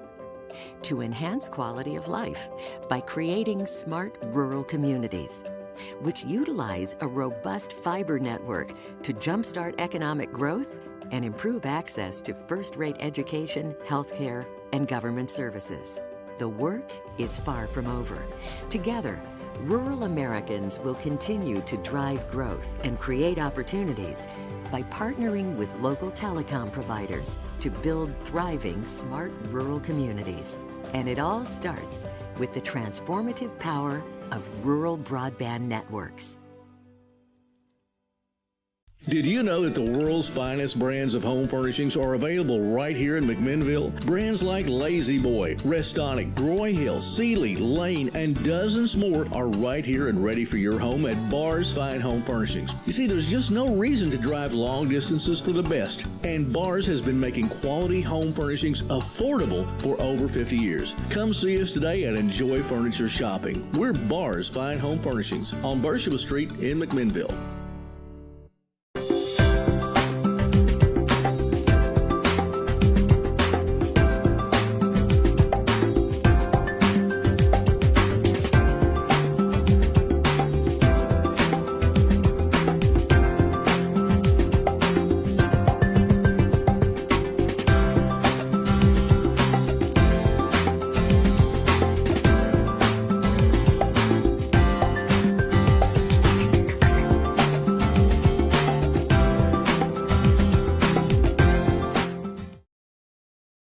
To BLTV Channel 6, Brian Kell, Jody Sliger, and Karen Wilson's working on numbers with our crew in the back to be able to get those to you. But right now on the phone we have with us White County County Executive Denny Wayne Robinson. He ran unopposed tonight. Denny Wayne, congratulations on your win tonight. Well, thank you, Brian, and I know Jody's there. Thank you, Jody, and appreciate Ben Lomand for their coverage of this election. I tell you, I've had people calling me all day. Where can we find the results? Where can we hear them? And I tell everybody, if you got Ben Lomand TV, you're good to go. So I appreciate what y'all's hard work. Well, now you don't have to have Ben Lomand television. You can watch it on Facebook or YouTube. Yeah. Oh, Facebook. There you go. I didn't even think about that. I did tell some people that they could watch it on YouTube. I did spread that information because as I was watching, I heard y'all talking about that on TV. Well, we appreciate it, sir, so much. Tell you what, first of all, like I said, a lot of hard work has gone in to you getting to tonight, but what can we expect for the future of White County? Well, I'm humbled, and I appreciate the courtesy votes, and then of course we had our primary there just a little while back, and I appreciate the people's support there. But we look forward to continue to growing. My goal is to increase the standard of living for the people of White County, and that's what we're going to strive to do, bringing in better, higher paying jobs, bringing in grants to improve our infrastructure, bringing in more recreational opportunities for people of White County.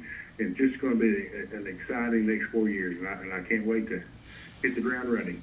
Denny, in the past with counties all over the United States. It's not even to this area. It's all over the United States. Sometimes you have situations to where cities going one way, counties going the other. Talk about maybe just the importance of everybody working together and how you do that. I know important race going on right now as we speak for city mayor, but just talk about county commission, county executives, city mayor, city alderman, bringing everybody together and how that happens. Well, yeah, I feel like possibly I've got a unique perspective on this. I don't know. The city mayor and the city alderman, that's their job, is to protect and help the city. That's what they're elected to do. But as my role as county executive, the people in the city are just as much part of the county as the people in the unincorporated areas. So, my job is to look out for them just as much as it is for everybody else. So I do give a little leeway and have a little more patience when it comes to working with the city, because I understand what their role is. Their role is to protect the city, and so I do give them a little bit of leeway on that, because my job is to protect the whole county and to benefit the whole county. And there's a fine line there, but hey, it's something that has to be done. We have to work together, because you can't move the city forward, and you can't move the county forward if y'all are not on the same page. So that's what we strive to do, and we're going to continue to do in the next 4 years. Hey, DW, and I know you use a lot of other partners, so your schools, your highways. How important is it that everybody work better together? Oh, Jody, it is very important. And we've got some places, some offices that we've got a lot of new blood coming into White County, and I'm going to take that opportunity to work with them, make sure that they understand what their role is and how they are, what cog they are in the wheel, and how it all works together. I've already got scheduled some learning, some teaching, to kind of just tell them how things work. And I've got already have that scheduled to go, and just awesome. Trying to get everybody working together, and I say trying to, but I don't foresee a problem. I think this is going to be a good next 4 years. I'm excited to get started. Wonderful. Denny Wayne, we talked at length early on in the show in the 7 o'clock hour about the importance of industry, and whether that's economic development, which Jody's very familiar with, obviously on the state level and local level, Upper Cumberland area. But Greg Smart, who finds himself on the Industrial Development Board here in Warren County, talk about the importance of industry, politics, all that working together over the next 4 years for White County. What does that look like? Well, yeah, you're absolutely right. And Jody and her department has been instrumental in with the economic development here in White and Warren counties. And well, actually, Jody's been that way across the state, but I look at us here locally. And Ben Lomand is also very, very valuable at having broadband. We were the first. Well, I'm sorry, Chattanooga was the first gig community in Tennessee. White County was the second, thanks to Ben Lomand. So all that plays together in economic development, and having all these partners that we work with here locally, we are very lucky in the Upper Cumberland with the Development District, UCHRA, ECD, Jody being part of that, Ben Lomand and other companies. We're just so lucky in this area, in our location. We're lucky with our location. We're right in the middle of Chattanooga, Nashville, and Knoxville. We're the spot that people look at. So there's so many things that we have positive working for us here. So again, like I said, I'm looking forward to continuing the growth that we're having in the Upper Cumberland and in White County in my case.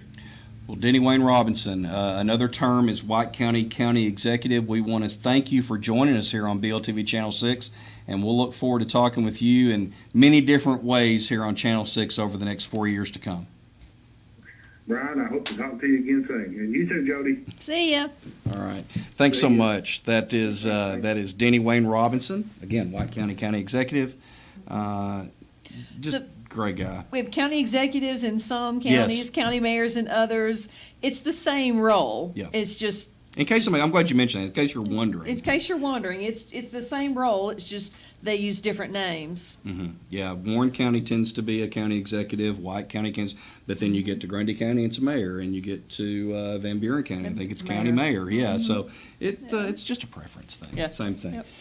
No pressure, Karen, but Well, I could go to Cumberland County, still Mhm. not anything. They've got, I stepped back there a moment ago. Westwood Precinct was reporting in Warren County, so that's being keyed in. Okay. But Cumberland County's got quite a few, and I did jinx myself. I mean, they're over half. you called them out and they've answered. I did. They were like, "Hey, Karen, quit being a Karen." Show you. And so they're probably over halfway there. State Executive Committeeman, District 15, Mike Calhoun has got 2949 versus Bill Lewis, Republican, 442. Let's go to some. Circuit Court Judge, 13th Judicial District, Will Ridley, 3,773 versus Amy Turnbull Hollers, 1,159. Let me step down into some of the county commission races because locally that's what a lot of people care about. This is Cumberland County. County Commission District 3, Craig Clark, 256, Rebecca Stone, 349, Darrell Threet, 368. County Commission District 4, David Gibson, 349, Charles Sieber, 318, Cam Wyatt, 167. Again, this is Cumberland County. Edward Caples, 338, Jack Davis, 415, Terry Lowe, 448.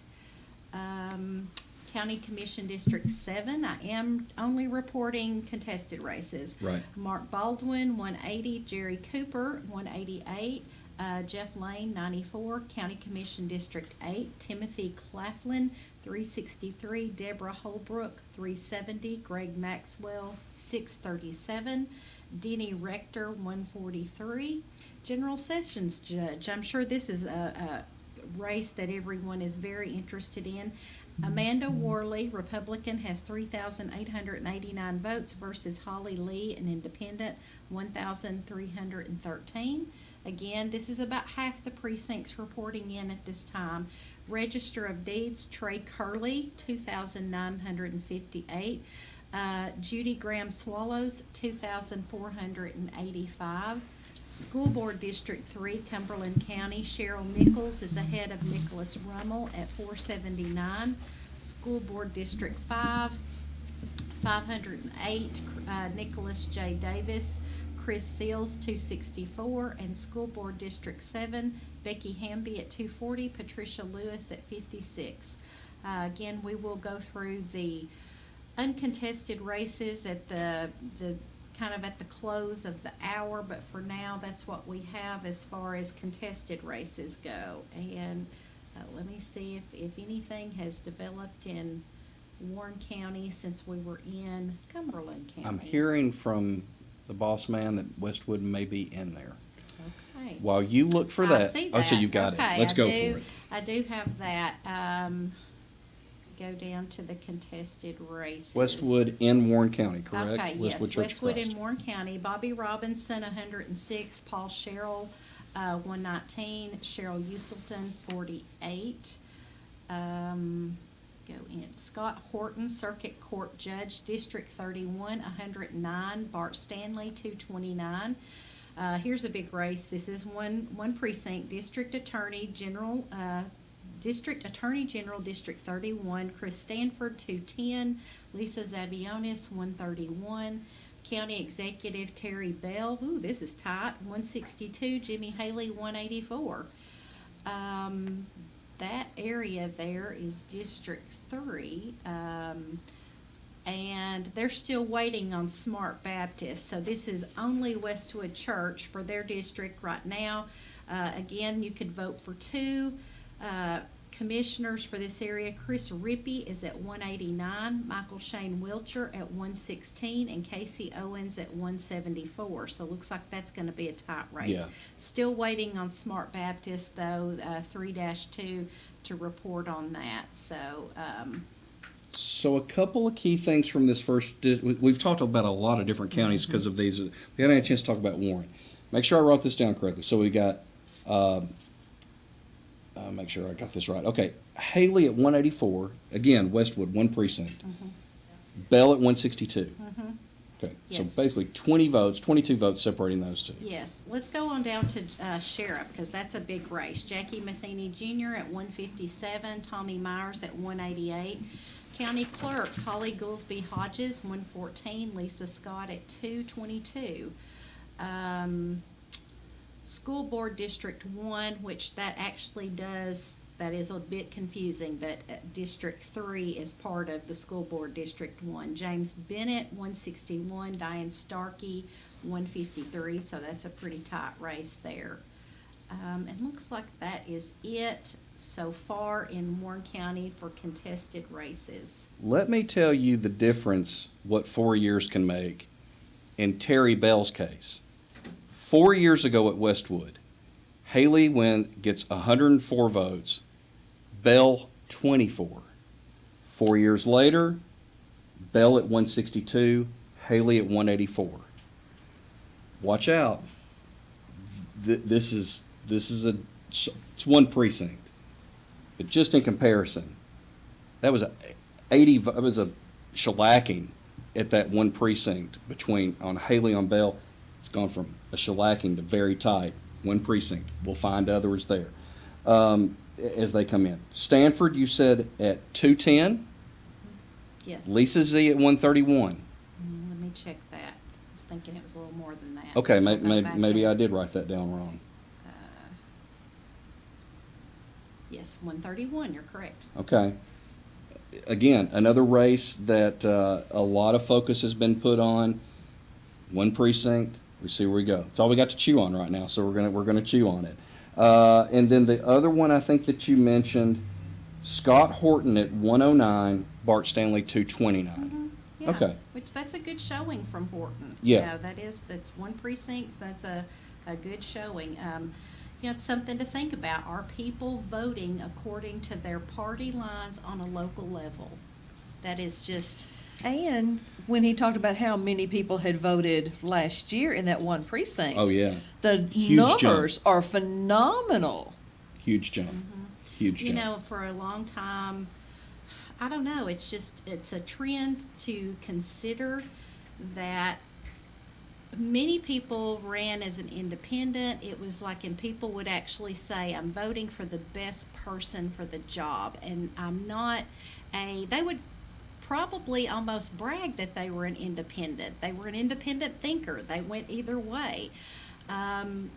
Just on a national level, that changed, and we're seeing it trickle down onto the local level. One thing that's different, and I will tell you that in looking at how this is broken out from 4 years ago, is that it does break out early and absentee votes in a separate precinct on this breakout that I'm looking at. The one that you've got is probably the combination of both early voting and also day of voting together. So that does make it a little apples and oranges on total votes versus day of on the 104 and 24 from 4 years ago.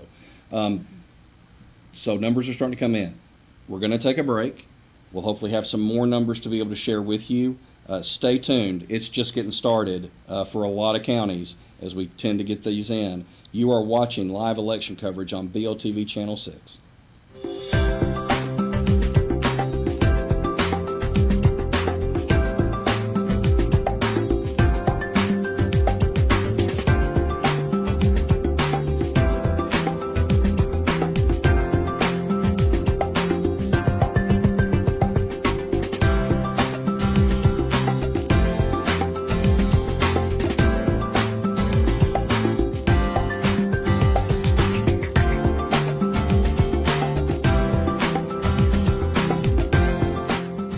Did you know that the world's finest brands of home furnishings are available right here in McMinnville? Brands like Lazy Boy, Restonic, Groy Hill, Sealy, Lane, and dozens more are right here and ready for your home at Barr's Fine Home Furnishings. You see, there's just no reason to drive long distances for the best. And Barr's has been making quality home furnishings affordable for over 50 years. Come see us today and enjoy furniture shopping. We're Barr's Fine Home Furnishings on Bersheba Street in McMinnville. Everything seems to be rising. Food and gas prices, even stress. But one thing has gone down, Ben Lomand Fiber. At Ben Lomand Connect, we wanted to make it easier than ever for families and businesses to get the fastest and best fiber broadband speed in the area for less. A gig up, a gig down for just $57.95 a month. You don't deserve better, you deserve the best at a fair and affordable price. Call your local Ben Lomand Connect office or go to benlomandconnect.com. Some exclusions may apply. Erie Insurance says here's to the grown-ups who move, mortgage, mow, and still bust a move. But does your home insurance still fit? Erie helps you protect the home you've grown into, all at fair prices that are often less than the other guys. So how do you find the right coverage? Magic. Nope. Local independent agents who get to know you like this. Your local Erie agent is Douglas and Lanier Agency, 931-474-0044, or go to dndallagency.com. Erie Insurance. The My Usage app is a way to conveniently pay online, anytime, day or night, from the comfort of your home. You can also come by any Caney Fork Electric office and sign up for the prepay option available using the My Usage app. Know exactly how much electricity is used each day and the cost. Best of all, no monthly bill. You can set up email or text alerts, keep track of your usage, and pay your bill, all with the My Usage app from Caney Fork. Caney Fork Electric, keeping you informed. Life is fast, busy, exciting. It's about time to take back your time with Smart Hub from Ben Lomand Connect. Revolutionize the way you do business with us, anytime, anywhere. You can use Smart Hub on your computer, on your smart device, or on the go. So what does it do? It will change the way you manage your account, view and pay your bills, communicate with us, and manage your usage. It's never been this quick, easy, convenient, secure. Simplify with smart payments, smart communication, smart usage, Smart Hub today. Smart management, smart life, Smart Hub. Call your local Ben Lomand Connect office today. Since 1935, Exchange Furniture Company has been honored to serve Warren and surrounding counties with their furniture needs. We offer quality living room, dining, bedroom suites, and pound for pound the best two-sided mattresses around. We offer payment options, free delivery, free setup, service after the sale, folks. It's all happening at one place, and that's Exchange Furniture Company, 306 West Morford Street in downtown McMinnville, where we say every day, it pays to do business where business is being done.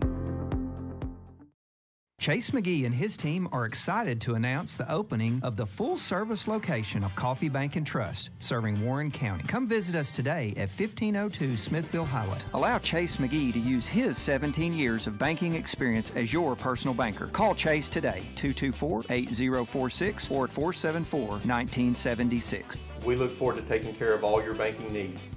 Coffee Bank and Trust, a division of Coffee County Bank, member FDIC. Welcome back in, BLTV Channel 6, Miss White County, Jody Slager. Karen Wilson's going to be joining us here in just a bit. She's working on some numbers. Want to thank our sponsors once again. First National Bank of Middle Tennessee, Barr's Home Furnishings, also Caney Fork Electric Cooperative, Coffee Bank and Trust, Exchange Furniture, and the great folks at Douglas and Lanier Agency. Justin Lanier, Kelvin Douglas, that whole gang over there. They are an independent insurance agency offering auto, home, farm, business, life, and health insurance. Go catch and go talk to Douglas and Lanier Agency. Appreciate Justin, Kelvin, and all that gang over there, the bunch over there, helping sponsor tonight's election program. Okay, Karen, take it away. Okay, well, I have two more precincts to add. So we had the Westwood numbers. This is in Warren County. Yes, Warren County. Now we've had Precinct 6 report in, which is Caney Fork, and also Precinct 8-1, Shellsford Baptist. So these are cumulative of, all three of those together. We'll go with the, big races that everyone's looking at right now. Looks like we reported Scott Horton was a little closer to Bart Stanley. He's at 462 now. Bart Stanley's at 385. That's Circuit Judge. District Attorney General, Chris Stanford, 850. Lisa Zavignonis, 615. County Executive Terry Bell is pulling ahead at 853 of Jimmy Haley. He's got 620 votes. Go down a little bit more. District 6 County Commissioner, since this is one of the ones, Ramey Roberts, 177. Philip Stout, 287. Donna Smith, 193. District 10, Harold Hyatt, no numbers for them yet.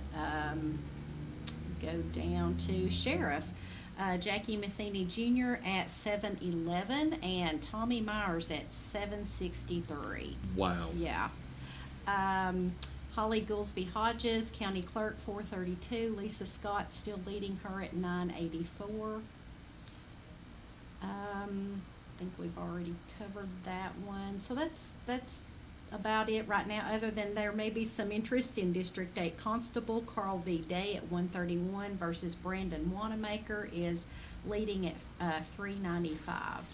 Okay, one thing that you just said now, it's showing on the screen, it was 1105 Stanley, 554 Horton, through 4 precincts.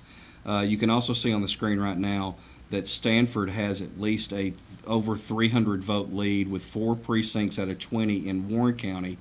Bell with 4 of 20. He's even ahead because the numbers you're seeing on the Yes. screen are getting updated Yes, faster absolutely. than even I noticed that because you had 3 precincts or something like that. Yes, And they were 3. going with 4 here. Yes, now in addition to that, Viola CIC has reported in, so now these numbers you're seeing on the screen also have Viola added in. So yeah.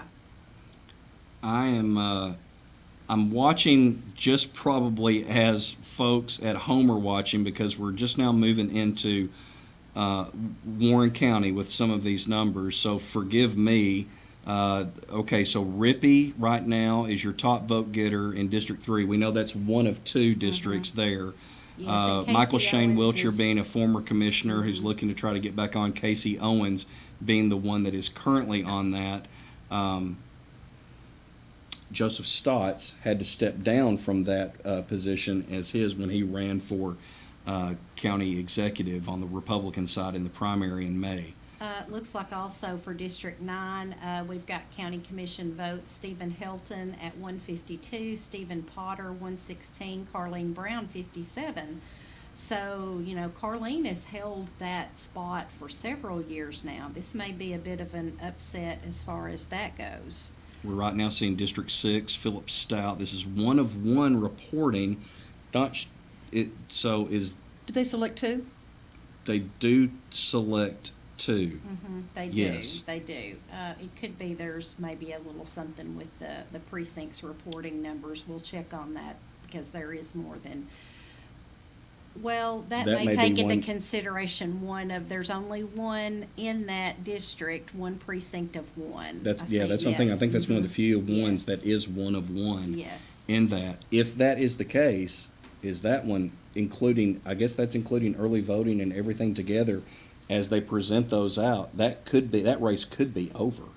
In District, I think 6 is what I said on that 6, one. okay. Yeah, once Caney Fork, that's its own district. So yes, once you get into that, it's pretty much a done deal. Okay, and we continue to, again, watch like you all, because numbers are coming into the back where we've got a great crew back there working, about 4 that are working diligently. Greg Smart's been back and forth. Karen's been back and forth.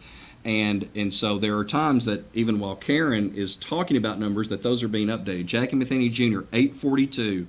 Tommy Myers, 850. 4 of 20. As tight can be. Incumbent sheriff, lots of folks feeling that he has done a very good job over the last 4 years. Jackie Matheny Jr., a name that is synonymous in this county with law enforcement, and has quite the resume leading up to this run for sheriff. So everybody knew that this one was going to be quite possibly the tightest race in Warren County tonight. That is holding true so far with 4 of 20 reporting. Definitely here on the school board side, that is a race that, again, many people are watching too. Sue Anderson is the incumbent in that area when it comes down to the school board in Warren County. So, again, these are the first times that we've kind of had to chew on some numbers that are sizable out of the Warren County side, and we're seeing them as you all see them. So, still a lot to cover tonight. The 9 o'clock hour has typically been the hour that the numbers tend to flood. Yeah. And so we have seen Cumberland County get way out in front after Karen called them out for possibly being the latest possibly of tonight. They have jumped out and almost, I think, have a majority of their district or precincts in. Would not surprise me if in the next little bit Van Buren County says, here's all our numbers, and they just go. And we're seeing White County I think these are numbers that we've seen for a little bit of time here on the White County side, so not much change there. I'm going to inquire about that. If White County generally gives all of their numbers at one time. That is how we understood that they would be given to us. So in my spreadsheet, it's populated as early voting, but we're going to take during our next break, I'll pop off and see if these numbers are reflective of all of the precincts or if it is truly just early voting. Gotcha. Grundy County still it's still lots of waiting going on, which Grundy County traditionally, they're very rural, and those numbers usually come in a little bit slower. We've had nothing from Van Buren County yet. They're another county that traditionally reports all of their precincts in one fell swoop towards the end of the evening. 3 of these. Yeah, Jody, I know that numbers been up here for a while, but you talk about a close race. I mean, even though it's one of 3, lots of folks that involved in that race, but that is just, talk about a spread. That is very tight from top to bottom. Absolutely. Through that one over in White County when you're talking about aldermen. Sparta aldermen. Yep. Okay.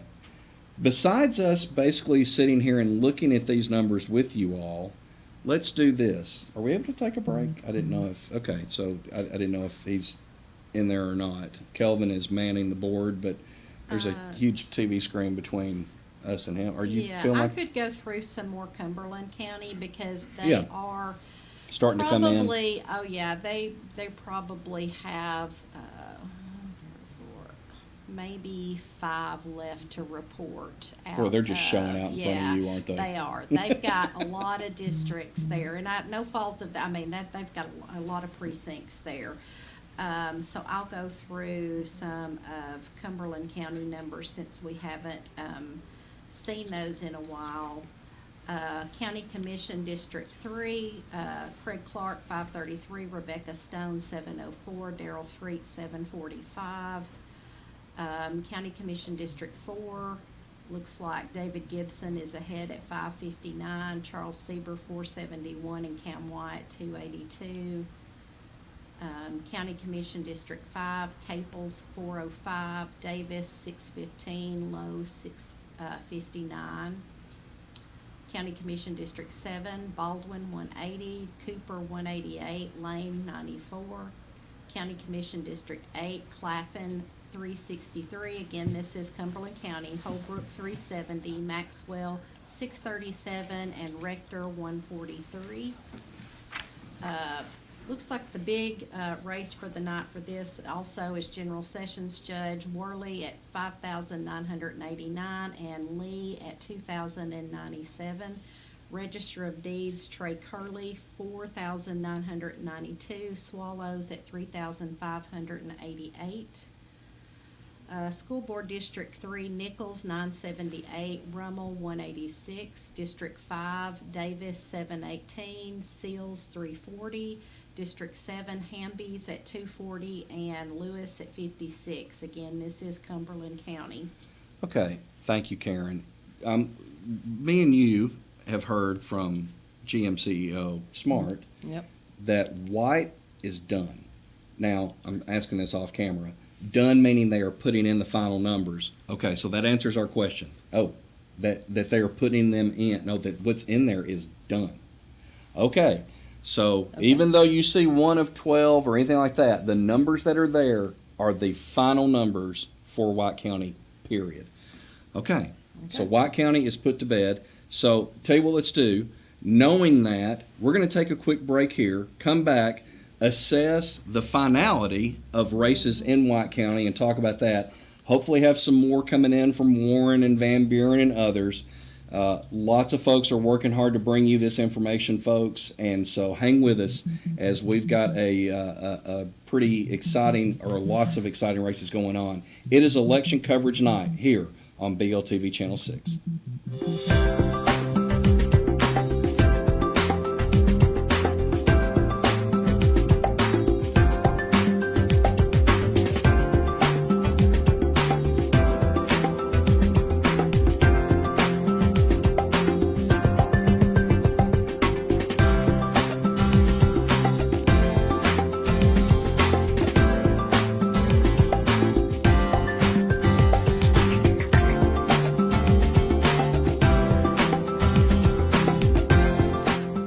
Did you know that the world's finest brands of home furnishings are available right here in McMinnville? Brands like Lazy Boy, Restonic, Broyhill, Sealy, Lane, and dozens more are right here and ready for your home at Barr's Fine Home Furnishings. You see, there's just no reason to drive long distances for the best, and Barr's has been making quality home furnishings affordable for over 50 years. Come see us today and enjoy furniture shopping. We're Barr's Fine Home Furnishings on Bersham Street in McMinnville.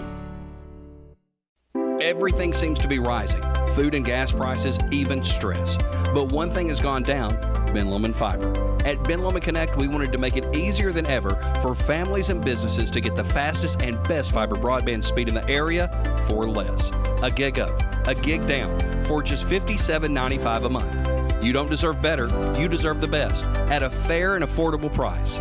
Call your local Ben Lomand Connect office or go to benlomandconnect.com. Some exclusions may apply. Erie Insurance says here's to the grown-ups who move, mortgage, mow, and still bust a move. But does your home insurance still fit? Erie helps you protect the home you've grown into, all at fair prices that are often less than the other guys. So how do you find the right coverage? Magic. Nope. Local independent agents who get to know you like this. Your local Erie agent is Douglas and Lanier Agency, 931-474-0044, or go to dndallagency.com.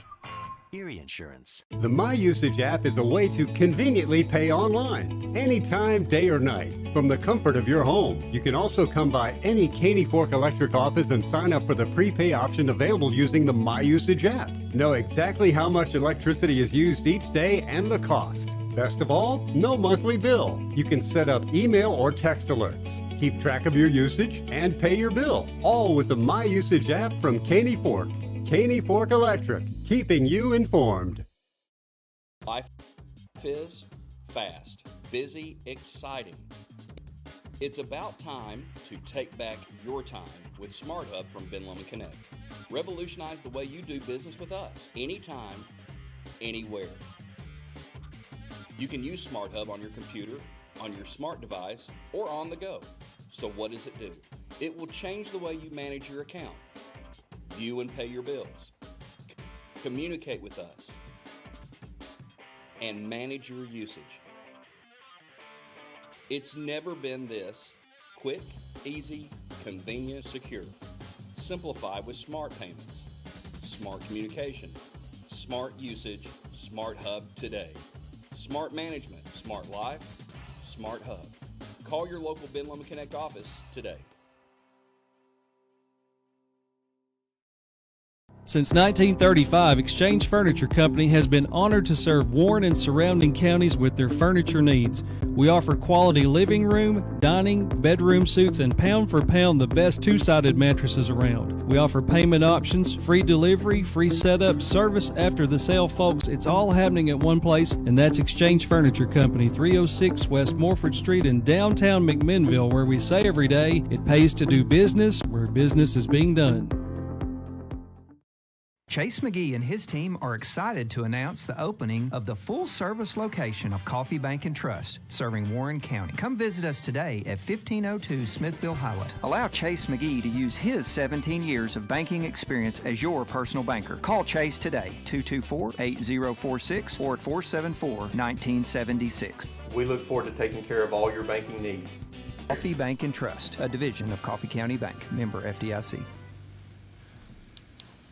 Welcome back into BLTV Channel 6. We have got a lot to talk about. Jody Sliger, Karen Wilson, Brian Kell. Before we talk about what appears to be a red wave making its way through Warren County, let's go to White County where we have final numbers. Karen, take it away. I'm going to go through everything, both uncontested and contested.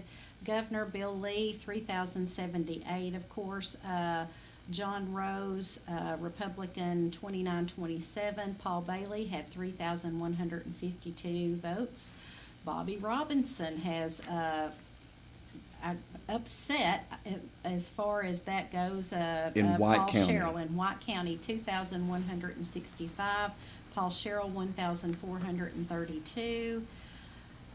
State Executive Committeeman Mike Callahan, 1,086. Bill Lewis, 749. State Executive Committee Woman Linda Clark, 2429. Ann Quinlan, 298. Circuit Court Judge District 3, Part 1, Will Ridley, 2617. Amy Hollers, 1256.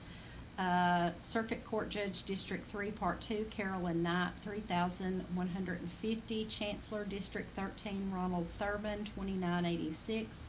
Criminal Court Judge District 13, Part 1, Gary McKenzie, 2909. Criminal Court Judge District 13, Part 2, Wesley Gray, 2899. District Attorney General District 13, Dunaway, 3011. Public Defender District 13, Fickling, 2817. County Executive Denny Wayne Robinson, 3136. County Commission District 1, you were able to vote for 2. Looks like the winner of that is Kane Rogers at 364, but for 2, beating out Emil Roberts by 1 vote, Chris Brewington. 271, Chris Brewington. Emil Roberts, 270. County Commission District 2, Austin Jr., 462. David Cranford, 347. District 3, Becky Golden, 375. Robert McCormick, 418. County Commission District 4, White County, 397 for Selby White. John Dakota White, 267. County Commission District 5, these are the two winners are Jordan Koch and Thomas Margison.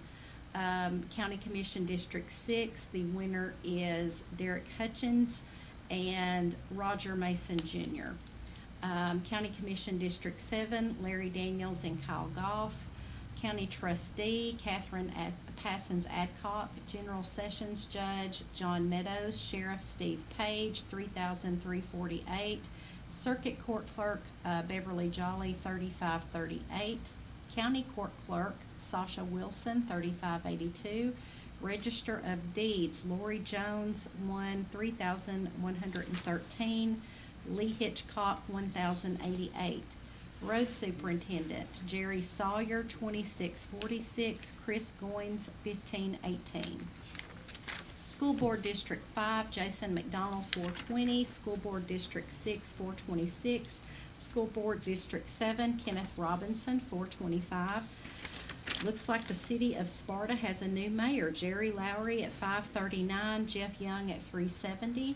And the alderman for the city of Sparta, looks like Jim Floyd at 553, Bobby Officer at 445, and Travis McBride at 430.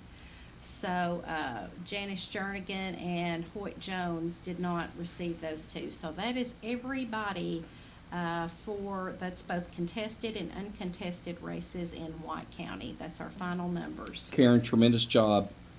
Pay attention to the screen right here. We've got 6 of 20 in Warren County. You can see the race there between Stanford and Zavianis. This again, 6 of 20 precincts going on. Look at this. Terry Bell, 1571. Jimmy Haley, 1080. Again, 6 of 20 reporting. We'll break that down a little bit later on, maybe where those precincts are and everything. Mm-hmm. So Jody, one of those I will go say ahead, is yes. Midway. Okay, And that was my Midway first question. Is huge. Midway one of those? That's Bell Country That all the is, way. that's Bell Country, and so of course he's going to carry a lot of weight in Midway. But there's still a ton of precincts out there that Yes. have not reported. We do have numbers. Part of that total is Christ Community Church, which is precinct 1-1. Again, those numbers reflect Westwood, Caney Fork, Shellsford, Viola, and Midway. So there's still room for a lot of changes. Jody, you've heard the numbers in White County. Mm-hmm. Thoughts, perspective. So the last time that you read the numbers, I understood that Hoyt Jones, who has been a city alderman for several years, is no longer a city alderman. Is that, did I hear that right? Yes. So we have a new city alderman, Travis McBride? Yes, there were three, could have three. I Right. don't know who, we had Jim Floyd Jim at Floyd. 5:53, Travis McBride at 4:30, and Bobby Officer at 4:45. Okay. So Travis will be a new one.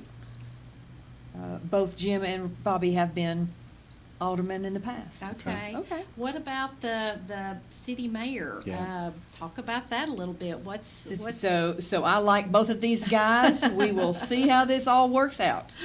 Interesting. And I will say this, from talking with Jerry Lowry in one of our candidate interviews, Jerry has laid out some very specific ideas that he would like to see the city of Sparta go towards.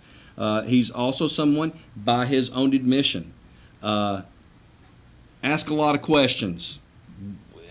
Once, he said that he has been that way for a while, and tends to be the alderman that is going to ask the question and ask another question on top of the question, and wants to be very transparent, so it's going to be very interesting. Hopefully we can talk with Jerry in just a bit here on Yeah, that'd be BLTV great. Channel 6. You're seeing also some of the races here in Warren County. Before that, still tight between Myers and Matheny. Not sure what that number was, but it looked very close, again, to be expected. But we didn't, I think all of us thought upsets were out there. And listen, an upset can mean so many different things to so many people. Somebody spent more, somebody had more people in their camp, whatever that is. But again, nothing's finalized in many counties other than White County. Grundy, we've got Grundy ready. Ready to go? Yes. Let's see what's happening in Grundy. Take it away. Okay, I'm not going to go through it precinct by precinct. I'm just going to give all totals. Billy, 1752. I will go through all the races. Scott Desjardins, 1678. Rush Bricken, 1414. State Executive Committeeman Anderson, 1381. Bush Jr., 273. State Executive Committeewoman Amy Dennis, 1373. Sheila Younglove, who is a local from Warren Yes. County, 286. Circuit Court Judge Division 1, District 12, Sherman, 2012. Circuit Court Judge Division 2, District 12, Cam Cameron, 2140. Circuit Court Judge Division 3, District 12, Justin Angel, 2175. Chancellor District 12, Missy Willis, 1989. District Attorney General District 12, Lynch at 1994, Taylor at 763. Public Defender Engel at 1526, Harmon at 1091. County Mayor Michael Brady, been in there quite a while, 2093, over Anthony Bumper Nunley at 889.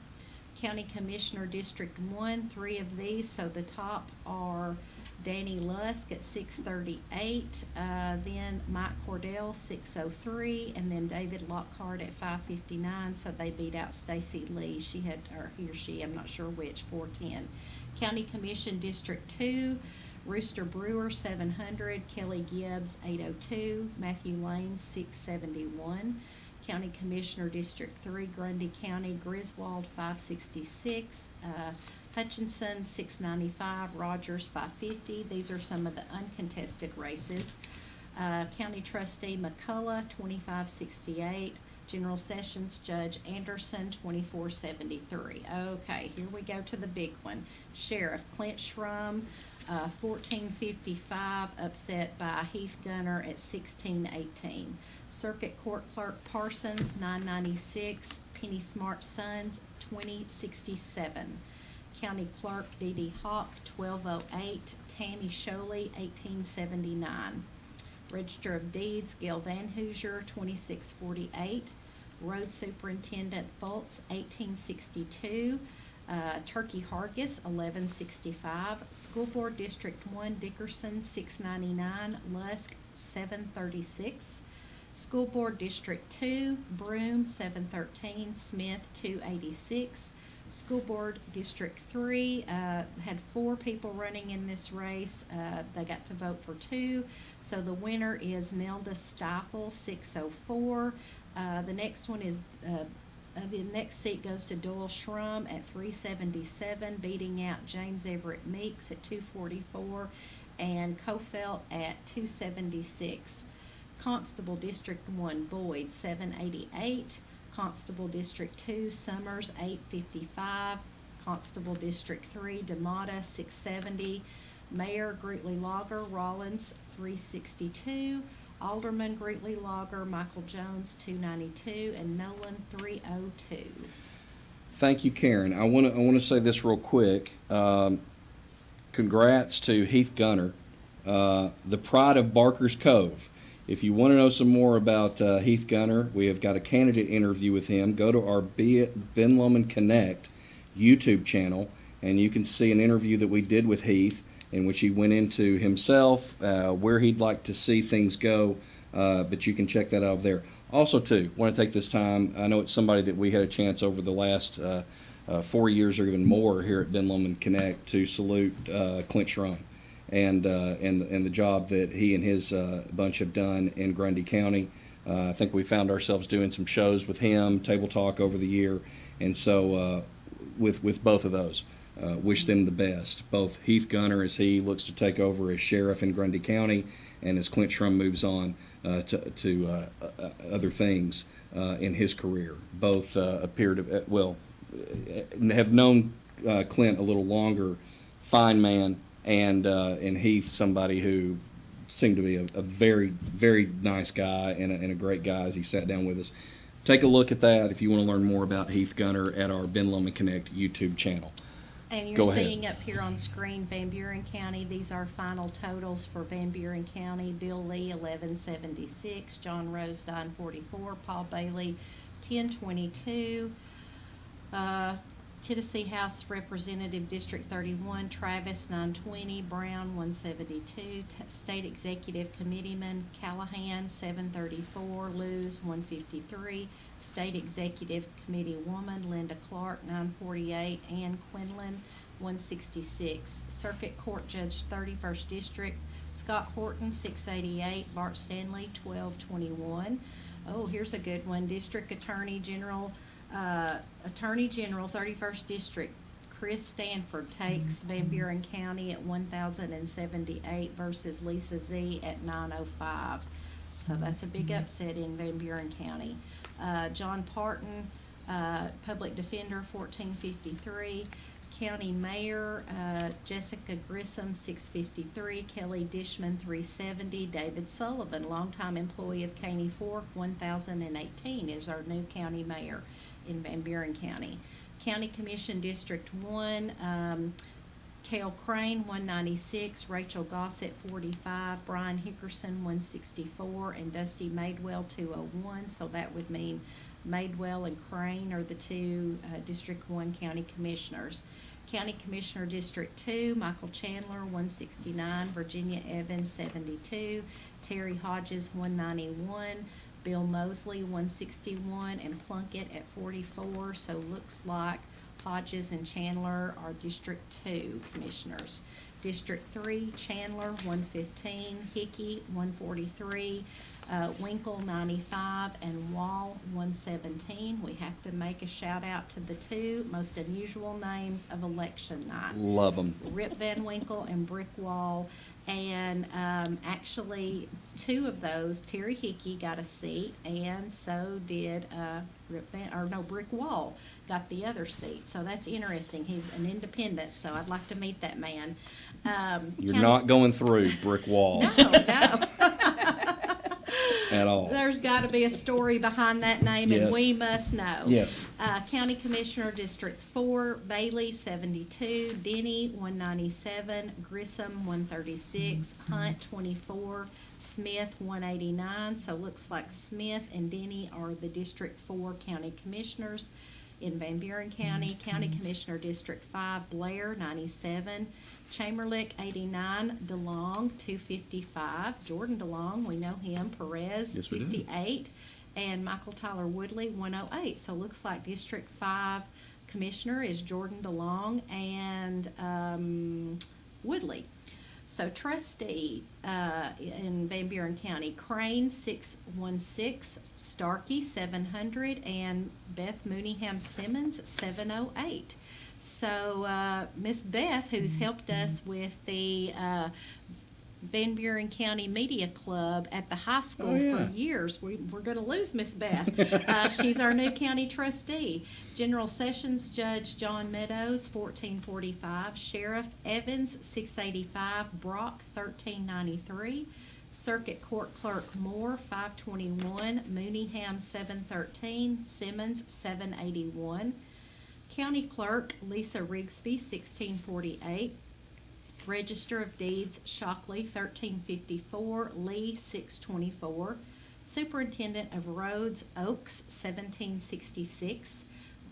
School Board District 1 Grissom, 367.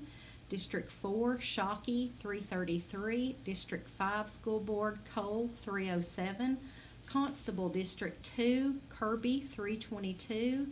Medley, District 3, 260, District 4, Grissom, 305, Constable, District 5, Curtis, 257, and Elks, 80. So that's it for Van Buren County. Great job, Karen. You're better than us as far as that's great. I want to throw this out real quick. Congratulations to Michael Brock, correct? Sheriff of Van Buren, new sheriff, or be incoming sheriff of Van Buren County. If you're curious about Michael Brock, he's an imposing guy, by the way. Big tall guy. You can check out our YouTube channel, the Ben Lomand Connect YouTube channel. We've got a great, he made it great, sit-down interview with the incoming sheriff, Michael Brock. And so if you're curious about him, I will say this. Out of all the videos that we threw out there on Monday, that one was the quickest one to get to 100. So I think his folks were really sharing that around through there. But if you're curious about who the new sheriff's going to be, check out Michael Brock on that. Real quick, let's mention our sponsors real quick, and then let's go to break maybe and come back. Or you got some important stuff? Cumberland County numbers are finalized, but we probably need to. Well, it looks like Warren County is still sitting with about the same one. Okay. So we could take a break and then come back and finalize Cumberland Let's County. do that real quick. Want to again special thanks to these sponsors: First National Bank of Middle Tennessee, Bars Home Furnishings. Also, Douglas and Lanier Insurance, Coffee Bank and Trust, Exchange Furniture, and also Caney Fork Electric Cooperative, new general manager Ben Newman. 82 years of service. That's what Caney Fork Electric is all about. And did you know Caney Fork was formed in July of 1940 in Sparta? I didn't know that. I found out, but now we all know. Going to take this break. Be back with more BLTV Channel 6 election coverage. Stick around.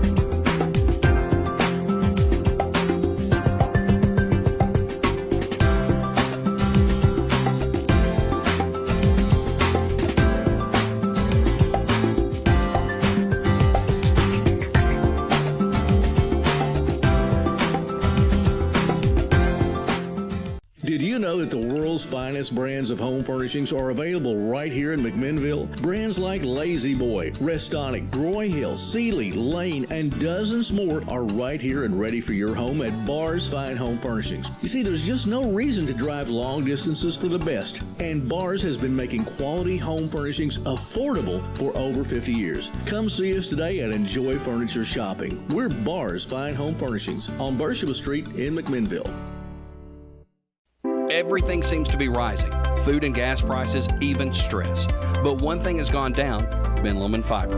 At Ben Lomand Connect, we wanted to make it easier than ever for families and businesses to get the fastest and best fiber broadband speed in the area for less. A gig up, a gig down, for just $57.95 a month. You don't deserve better, you deserve the best, at a fair and affordable price. Call your local Ben Lomand Connect office or go to benlomandconnect.com. Some exclusions may apply. Erie Insurance says here's to the grown-ups who move, mortgage, mow, and still bust a move. But does your home insurance still fit? Erie helps you protect the home you've grown into, all at fair prices that are often less than the other guys. So how do you find the right coverage? Magic. Nope. Local independent agents who get to know you like this. Your local Erie agent is Douglas and Lanier Agency, 931-474-0044, or go to dandallagency.com. Erie Insurance. The My Usage app is a way to conveniently pay online, anytime, day or night, from the comfort of your home. You can also come by any Caney Fork Electric office and sign up for the prepay option available using the My Usage app. Know exactly how much electricity is used each day and the cost. Best of all, no monthly bill. You can set up email or text alerts, keep track of your usage, and pay your bill, all with the My Usage app from Caney Fork. Caney Fork Electric, keeping you informed. Life is fast, busy, exciting. It's about time to take back your time with Smart Hub from Ben Lomand Connect. Revolutionize the way you do business with us, anytime, anywhere. You can use Smart Hub on your computer, on your smart device, or on the go. So what does it do? It will change the way you manage your account, view and pay your bills, communicate with us, and manage your usage. It's never been this quick, easy, convenient, secure. Simplify with smart payments, smart communication, smart usage, Smart Hub today. Smart management, smart life, Smart Hub. Call your local Ben Lomand Connect office today. Since 1935, Exchange Furniture Company has been honored to serve Warren and surrounding counties with their furniture needs. We offer quality living room, dining, bedroom suites, and pound for pound the best two-sided mattresses around. We offer payment options, free delivery, free setup, service after the sale, folks. It's all happening at one place, and that's Exchange Furniture Company, 306 West Morford Street in downtown McMinnville, where we say every day, it pays to do business where business is being done. Chase McGee and his team are excited to announce the opening of the full-service location of Coffee Bank and Trust, serving Warren County. Come visit us today at 1502 Smithville Highway. Allow Chase McGee to use his 17 years of banking experience as your personal banker. Call Chase today, 224-8046 or 474-1976. We look forward to taking care of all your banking needs. Coffee Bank and Trust, a division of Coffee County Bank, member FDIC.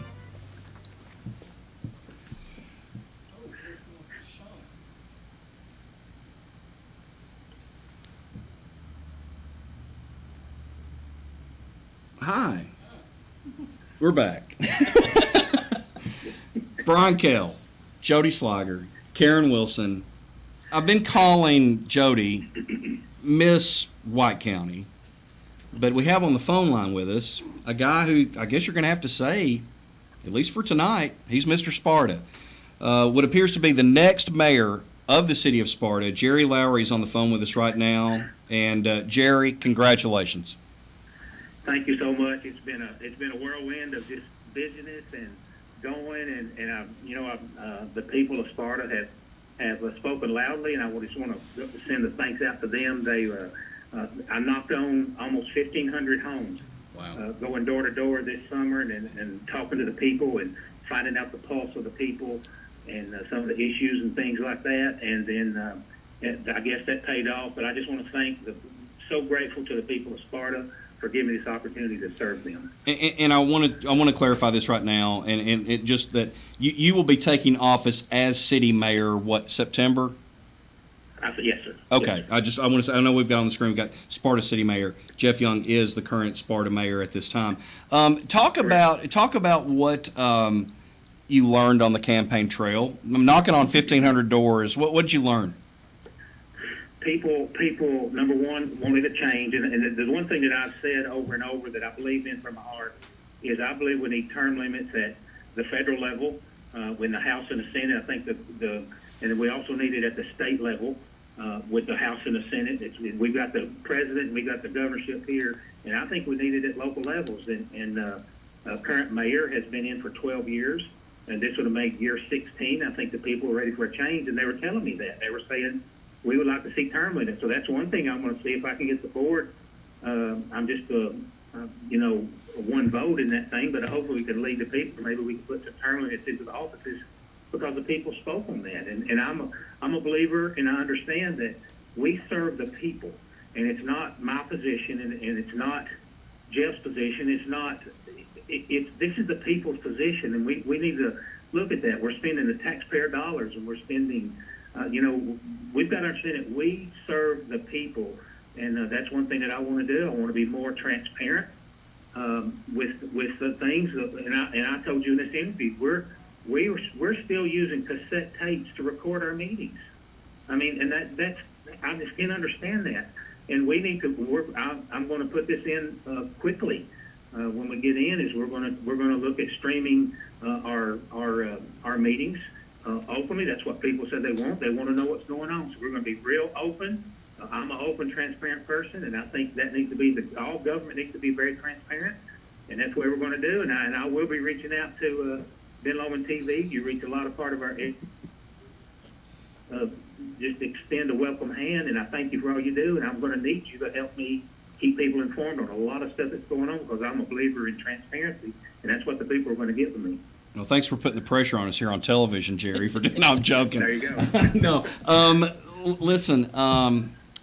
If folks want to know more about Jerry, just real quick, Jerry sat down with us at our candidates' time. You can go to our Ben Lomand Connect YouTube channel and be able to find out more about a lot of the ideas that Jerry Lowry is looking to implement over the next 4 years. But real quick, Jerry, can you tell us just what does a Jerry Lowry administration look like in the city of Sparta over the next 4 years? Number one, transparency. The second the second is town hall meetings. I want to have some meetings, get the pulse of the people. The county has did a great job on a Parks and Rec committee, did a survey. I want to look, one of the things that I want to attack is a splash pad for kids and people to come in and have a free spot where they can go on hot days and stuff like that, and have a little recreation area for people. That's going to be a must. That's going to be something we're going to attack. And another thing I'd like to do is that I've always wanted to do is look at Oldham's Theater. Right now it's just a little office area, like a little conference area. I'd like to see if we can find some grants or some money and see if we can rebuild Oldham's Theater. We're Bluegrass USA. We have it on our signs. I'm passionate about this, by the way. We have it on our signs, but we only have one little spot, really, that we can have a little concert. We need to open up that theater like you all have down there and have concerts and stuff for people. And I just think that's needed in our community. And I heard Jody talking earlier. I've been paying attention to you, Jody, about some of when businesses come in, they look for things. You know, people if we can get good industry in here, then they want to know. People want to know, where can I go? Where can I go cheaply? Where can I go spend some money? And they work hard for their money, and they want to get some benefit from it. And I think the city of Sparta has some great things that we can offer them, and I would like to help lead that as mayor. Miss White County, any final thoughts for the future mayor of Sparta? No, just let's just figure out how we can connect and work and pull some more partners together and make Sparta even better.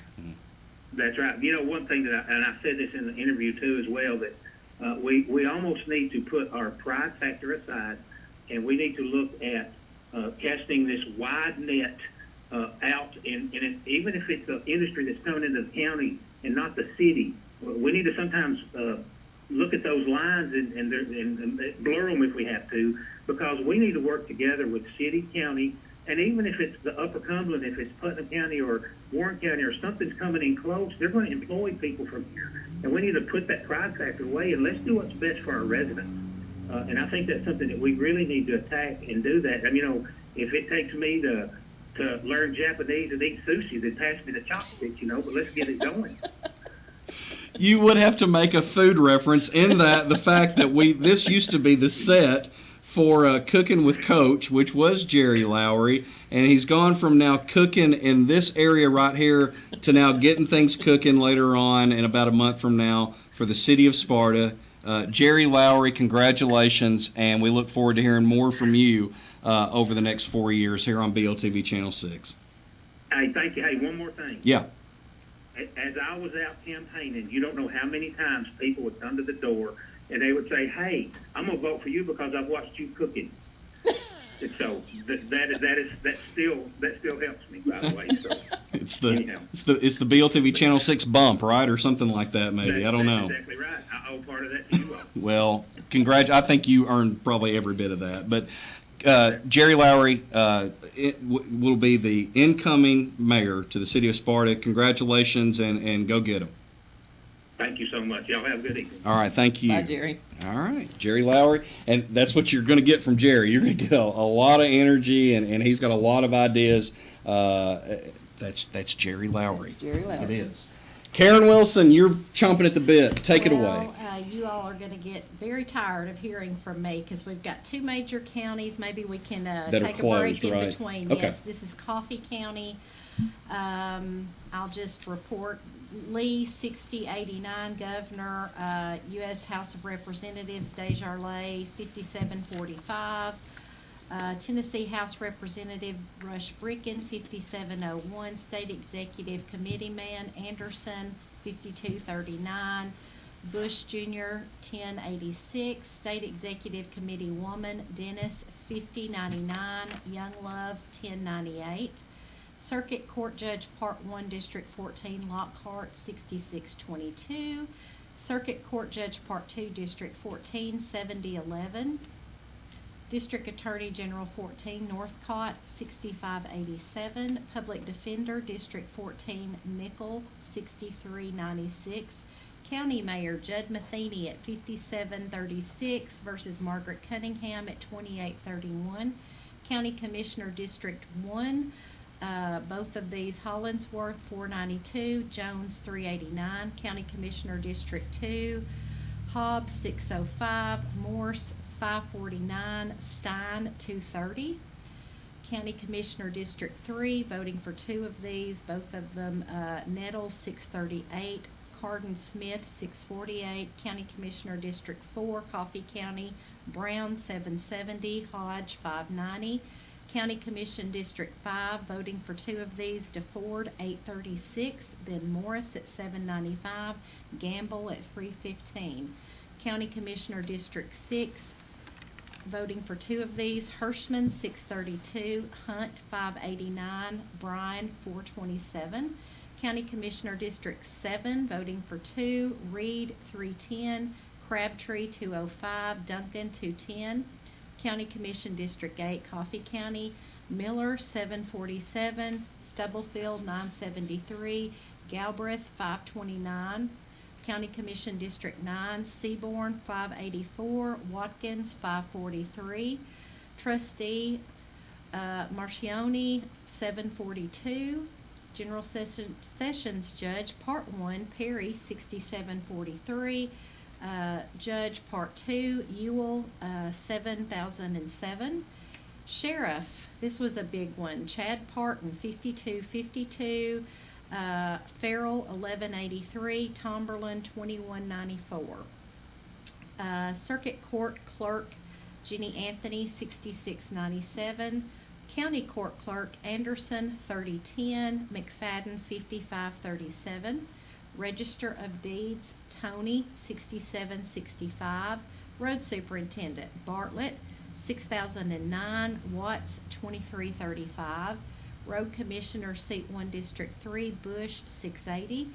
Road Commissioner, Seat 3, District 5, Duke, 784. Kennedy, 337. Road Commissioner, Seat 4, District 6, 741. Coffee County School Board, Seat 1, District 134. Ballard, 1315. Freda Jones, 1400. Matthews, 1045. Coffee County School Board, Seat 2, District 267. Cordell, 1478. Parsley, 1612. Coffee County School Board, Seat 3, District 5, 8, and 9. Hodge, 2008. Frederick, 632. Henley, 1088. Rose, 1435. Constable, Seat 1, District 1, 3, and 4, 1773. Constable, Seat 2, District 267, Wilson, 1619.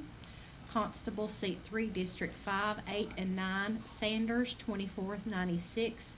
Coat, 1323. City of Manchester Mayor, Howard, 1176. City of Manchester Alderman, voting for 4 of these: Anderson, 664, Bradley, 478, DeBellis, 617, Hobbs, 747, Messick, 712, Morse, 519, Parsley, 729, and Threet, 561. City of Manchester School Board, Hillis, 1155, Gregory, 1069, Powell, 1130. And we're just about done, folks. City of Tullahoma Alderman, Berry, 1407. This is 4 positions in this. Blackwell, 1264. Glick, 1592. Johnson, 1365. Mathis, 1759. McGee, 1045. And Wilson, 1419. City of Tullahoma School Board, G.G. Robinson, 2187. And Sid Hill, 1614. You'll have to give me a break before I go through Cumberland. No, we need to take a break. Karen, thank you so much. We're taking a break. Warren County is final. When we come back from break, we're going to tell you who's won. You're you're watching BLTV Channel 6. Live election coverage, back in 4 minutes.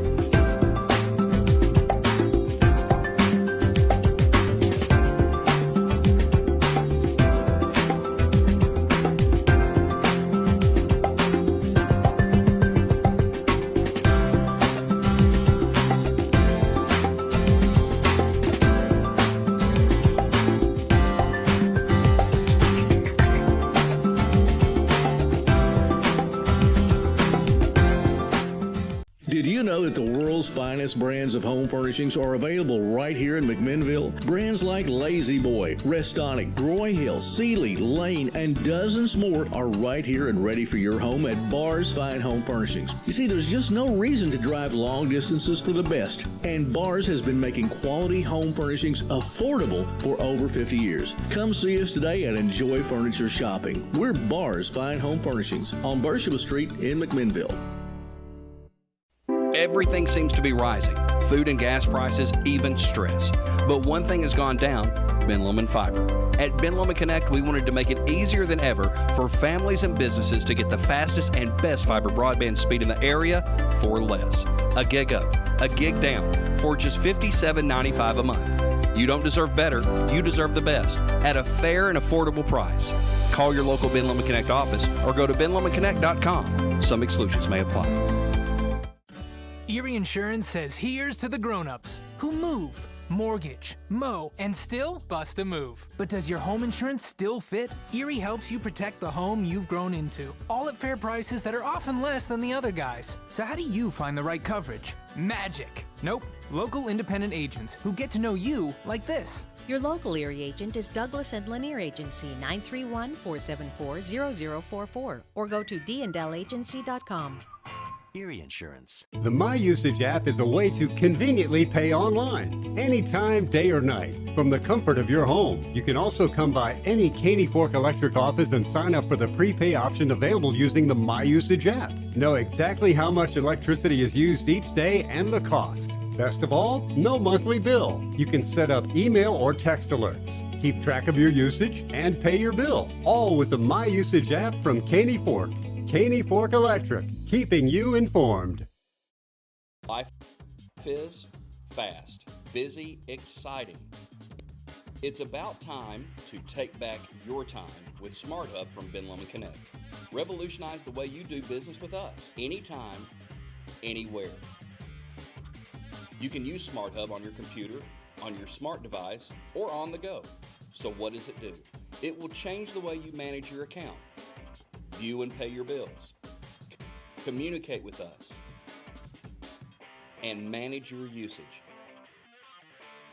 It's never been this quick, easy, convenient, secure. Simplify with smart payments, smart communication, smart usage, Smart Hub today. Smart management, smart life, Smart Hub. Call your local Ben Lomand Connect office today. Since 1935, Exchange Furniture Company has been honored to serve Warren and surrounding counties with their furniture needs. We offer quality living room, dining, bedroom suites, and pound for pound the best two-sided mattresses around. We offer payment options, free delivery, free setup, service after the sale, folks. It's all happening at one place, and that's Exchange Furniture Company, 306 West Morford Street in downtown McMinnville, where we say every day, it pays to do business where business is being done.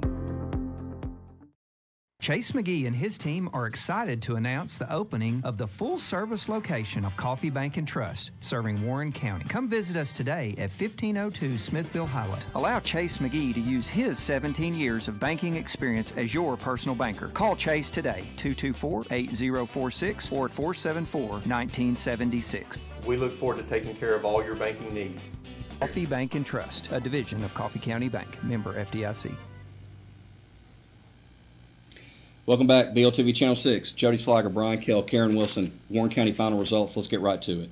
Here we go. Governor Bill Lee, 5,428 votes. Carnita Faye Atwater, 392 on the Democratic side. 748 for Jason Brantley Martin on the Democratic side, and J.B. Smiley Jr., 187. Scott Desjardins, Republican side, for U.S. House Representative District 4, 5,338 votes. Those are, uncontested. Wayne Steele, the Democrat, 771 in Warren County. Arnold J. White, the Democrat, also 426. U.S. House of Representatives, John Rose, 51. Randall Cooper, 13. Clay Faircloth, 1. Tennessee House of Representatives, District 43, Bobby Robinson, 2,398. Paul Sherrill, 3,204. I think that when you do all the tallies, Sherrill has won that race. So Paul Sherrill will go on to face Cheryl Womack Usselton from Warren County, who received 1,235 complimentary votes. As far as this is Commission District 16 State Executive? State Executive Committee. Okay, Man, District gotcha. 16. Jerry S. Anderson on the Republican side, 4,122. Bobby Edris Bush Jr., 1,121 votes on the Democratic side. Same situation there. Also on the Republican side, this is woman, District 16. Amy L. Dennis, Republican, 4,072 votes. Sheila Young Love, Democrat, 1,241. All right, Circuit Court Judge, District 31, Quentin Scott Horton, 2,927 votes. For him, Larry Bart Stanley, 5,675 votes for Stanley. Stanley will retain that judgeship and I think that's a 6-year term. Maybe I can't remember off the top of my head. District Attorney, District 31, Chris Stanford, 5,151 votes. Lisa Zavianis, 3,566, and that is a combination of Warren and Van Buren counties. Chris Stanford will be your next District Attorney, District 31. Again, we'll talk about that a little bit later on. John Parton with 7,254 complimentary votes for Public Defender in District 31. County Executive, final, Terry L. Bell, 5,291. Jimmy Haley, 3,433. Once again, Terry Bell, 5,291. Jimmy Haley, 3,433. Terry Bell will be your next Warren County Executive. Ron Lee, Commissioner in District 1. You can vote for two of these. The top two go. Ron Lee's going at 343 votes. Christy Ross is also going back. Both of those are incumbents with 333 votes. Ryan Sexton comes up just short. The Republican, 241 votes for Sexton. In District 2, you can take 2. Top vote getter in that one, Scotty Keel, will be joining the county commission. Cam Montgomery will also be joining the county commission. Those are 2 county commissioners that are brand new to that area. You'll remember that Robert Hennessy was a incumbent. He finished with 206 votes. Carl Bolden stepping away after like 30 years of serving. His son, Dwight Bolden, received 184 votes. Dana Hillis Mulligan also received 216, and Summer Walker 257, but it's Keel and Montgomery that'll be moving on into the county commission from District 2. From District 3 County Commission, Warren County, Chris Rippey was your top vote getter, a new one to this seat. 448 votes. Rippey goes in, and Casey Owens, who is an incumbent, will be going back to the county commission with 417. A former commissioner, Michael Shane Wiltshire, comes up short, 288 votes for Wiltshire. Rippey, Owens on the county commission. County Commission District 4, you can take 2 again. James Hines with 330, let me drop back here. Blaine Wiltshire, 284 is your top vote getter, and James Hines, who is new, will be receives 238 votes. David Dunlap, the incumbent, a Democrat. We talked about this. Is it going to be a chance for Democrats to continue forward on the county commission, being that there's 4 there? David Dunlap will not. He finishes with 182 votes. So Hines and Wiltshire, both Republicans, will be moving into the county commission, one of which Hines is a newcomer.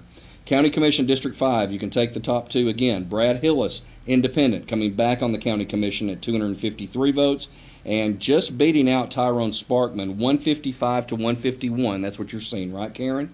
Autumn Malone, an independent, 155 votes to, again, Tyrone Sparkman, a Democrat, 151 votes there. Scott Kelly, you're probably seeing what I am, 199.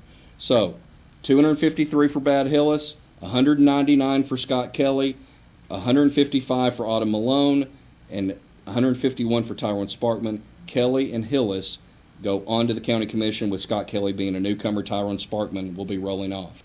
County Commission District 6, top 2 vote getters again. We'll start at the top one. Philip Stout, he will be going back, 287 votes. Donna Smith, independent, former county, election commission director person. She comes onto the county commission with 193, and 177 is Ramey Roberts, so he finishes 3rd there. So Stout and Smith both going on to the commission, with Donna Smith being a newcomer there. County Commission District 7, top 2, there's only 2 people running. Gary Martin will be returning with 425 votes. Tommy Savage, top vote getter, 495. County Commission District 8, top 2, there's only 2 running. Scott Rubley returns with 601 votes, and then Randy England going back on 523. County Commission District 9, you can take the top 2 again. Top vote getter Stephen Helton, 505. Carlene Brown edges out Stephen Potter, 375 to 330. So it's Helton and Brown both going back on the county commission. District 10 in Warren County, top 2 vote getters. Cole Taylor returns back to the county commission. He's the top vote getter in that district, 402 votes. Gary Prater, the Democrat, going back on the county commission, 387 votes for him. Harold Hyatt, a Republican, with 341. So it's Taylor and Prater going back on. Prater retains his seat. Taylor keeps his seat as well. County Commission District 11, top 2 again. Steve Glenn, Democrat, keeps his seat, 373 votes. Michael Bell keeps his seat, 342 votes. Coming up just short, Matthew Bratcher, the Republican, 257. Lee Cooper, 242. Again, Glenn and Bell both going back on the county commission in Warren County. County Commission District 12, you can take the top 2 vote getters. Daniel, okay, help me on this one, Karen. Carl D. Bolden at 274. Yes. Top vote getter in that one. Yes. Kenny Moffitt, newcomer, 243, finishes 2nd. Is it Daniel Owens with 215? Yes. Comes up short. And Tommy Davenport at 164 comes up short. Owens not returning to the county commission. Carl D. Bolden will be returning. Kenny Moffitt, newcomer Republican, comes on, finishing 2nd in that. County Trustee, Darlene Reagan Bryant, 2,393 complimentary votes. Somebody, go ahead. 7,390. 7,000. I've shorted Darlene Darlene 5,000 would not votes. Sorry. appreciate us saying that. I'm not used to reading writing better than mine, and so it's shocking me here. 7,393 votes for Darlene Bryant. General Sessions Judge, we talked to him earlier, Ryan J. Moore, 7,266 votes. How did you do this tonight?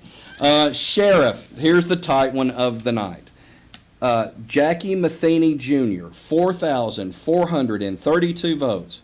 Tommy Myers, 4,345 votes. Once again, Matheny over Myers. I think it's 87 votes separate those two. 4,432 to Myers, 4,345. We'll have a new sheriff come September in Warren County. Circuit Court Clerk Cassie Powell Cantrell, 7,230 complimentary votes. County Clerk, another hotly contested race. Holly Goolsby Hodges, 2,727 votes. Lisa Scott, 5,672. Lisa Scott remains County Clerk for Warren County. Register of Deeds, Wes Williams, 7,152 complimentary votes. Superintendent of Roads, Levy Glenn, complimentary votes, 7,470. School Board District 1, hotly contested in this one. 6 votes separate them. James Bennett, the incumbent school board, 834 votes. Diane Starkey, 828. Once again, 834 Bennett, 828 Starkey. Bennett retains his seat on the school board in Warren County. School Board District 3, uncontested, Larry Judkins, 802 complimentary votes there. School Board District 5, 3 people running, only 1 can go. Sue Anderson was the incumbent, 454 votes. Chris Cope, a huge, strong challenge from him, 827 votes. He's your top vote getter. James Jacobs comes in with 241. You'll have a new school board member in Chris Cope replacing Sue Anderson in District 5. Constable, District 1, Mark Geerton, 461 complimentary votes. Philip Tank Young, 751 complimentary votes in Constable District 2. Constable District 3, Kevin M. York, 647 complimentary votes.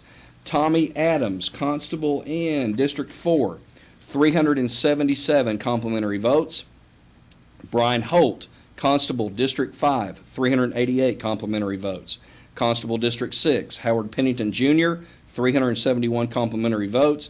Constable District 7, we had a battle there. Ray Carroll with 225 votes, but Jason Dodson takes it with 393 votes. That's Constable District 7, your winner, Jason Dodson with 393 votes. Constable District 8, a battle there. It was Brandon Wanamaker with 514 votes over Carl V. Day, 172. So 514 Wanamaker, 172 for Day. Constable District 9, Jonathan Cornbread Crouch, another one of our favorite names tonight. Cornbread gets 617 complimentary votes. Constable District 10, Larry Harris with 619 complimentary votes. It was Constable District 11, Ed Farmello with 615, and Constable District 12, 457 votes, complimentary, Alan Dodd. That is your Warren County results, finals. New sheriff, new county executive, quite a few members of the county commission that are going to be moving forward on that. A new DA for Warren and Van Buren. A lot of change in Warren County. A lot of changes.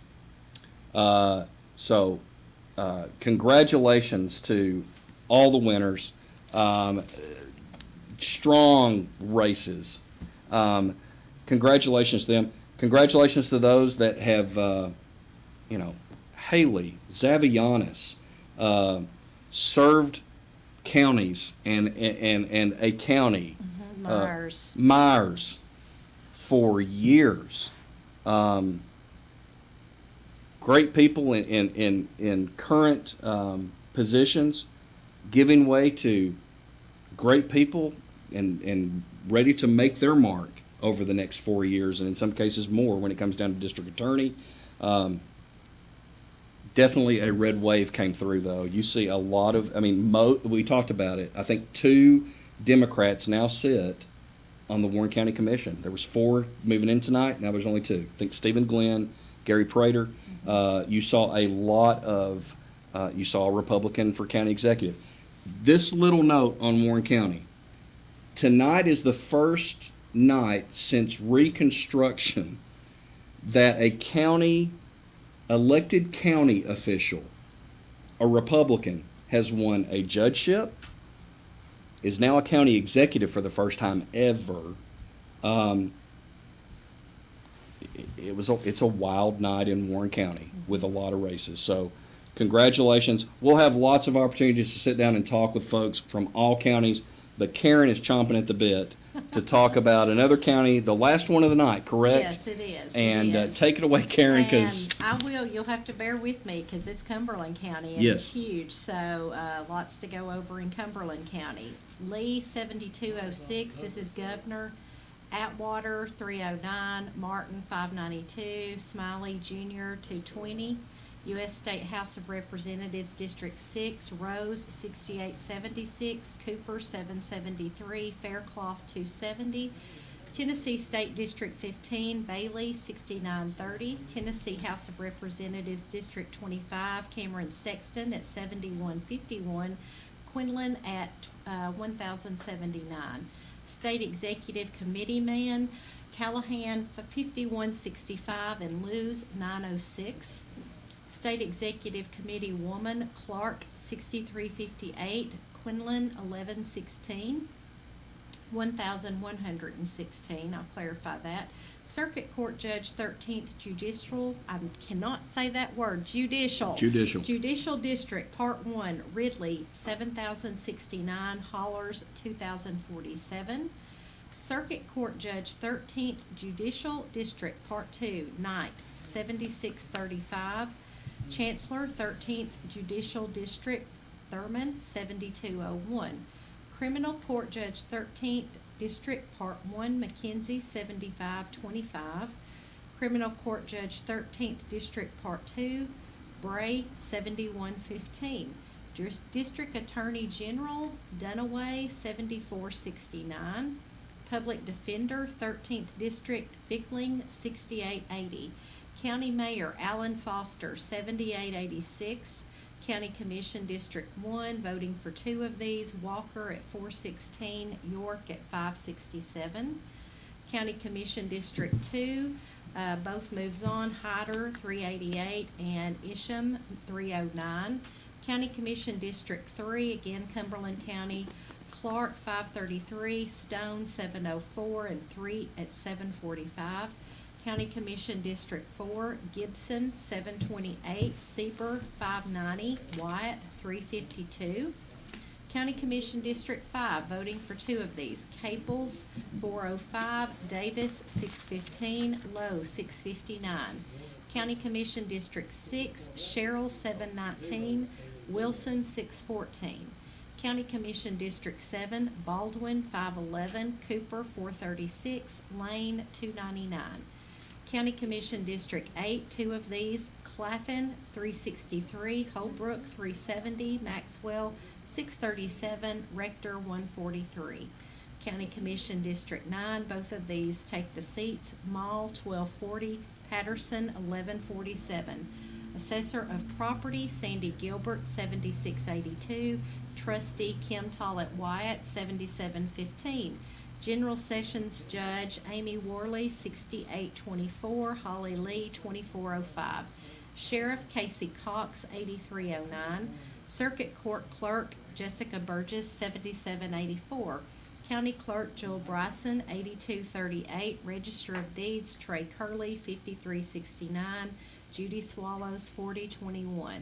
Road Superintendent Stanley Hall, 8287. School Board District 1, Elizabeth Stoll, 632. School Board District 3, Nichols, 978. Rummel, 186. School Board District 5, Davis, 718. Seals, 340. School Board District 7, Hamby, 602. Lewis, 171. And School Board District 9, Shannon Stout, 1372. well done, Karen Wilson. Well done. Thank you. Want to say this. I don't know that we had a chance to mention this earlier, but a couple of big shout outs on the Coffee County side. Chad Parton coming back in, right, as Yes. sheriff. and going back into that role for another 4 years. And congratulations to a guy that we're all very familiar with that served served portion of Warren County and obviously all of Coffee County and Nashville, and Judd Matheny, who will look to take the reins in Coffee County as their Coffee County mayor / executive, whatever they want to choose to go with that. But congratulations in particular to both those guys and all the folks that won throughout the night. Jody, any final thoughts from you as we've kind of put the wraps on this tonight? I just wish everybody the best, and let's move forward, working together. Yeah, and you know what? We talk, heck, I talked a lot about R's and D's and red and blue and all that stuff. When it comes down to local politics, we're talking about folks' tax dollars. And plain and simple, whether it's the city of Sparta, whether it's the county of Grundy, whether it's the county, whatever it is, cities and counties, and that takes everybody working together. And that, it's about local issues for the most part, and not national issues. So regardless of what tags and letters we have next to names or what we identify with and all this kind of stuff, everybody's got to work together. And the counties and cities that do that better than others, they prosper. They get through things and they make it happen. And so let's all try to work together, right? Absolutely. And so thank you so much for being thanks a for part. having me. And who knows, we may we'll check this out in November or something like that and see where we go. But thank you so much for being a part. Absolutely. We're going to take a quick break. Come back with GM CEO of Ben Lomand Connect and Karen Wilson as we put the wraps on this a little bit after 10 o'clock. And so stay tuned as we kind of put the wraps on election coverage right after this break on BLTV Channel 6.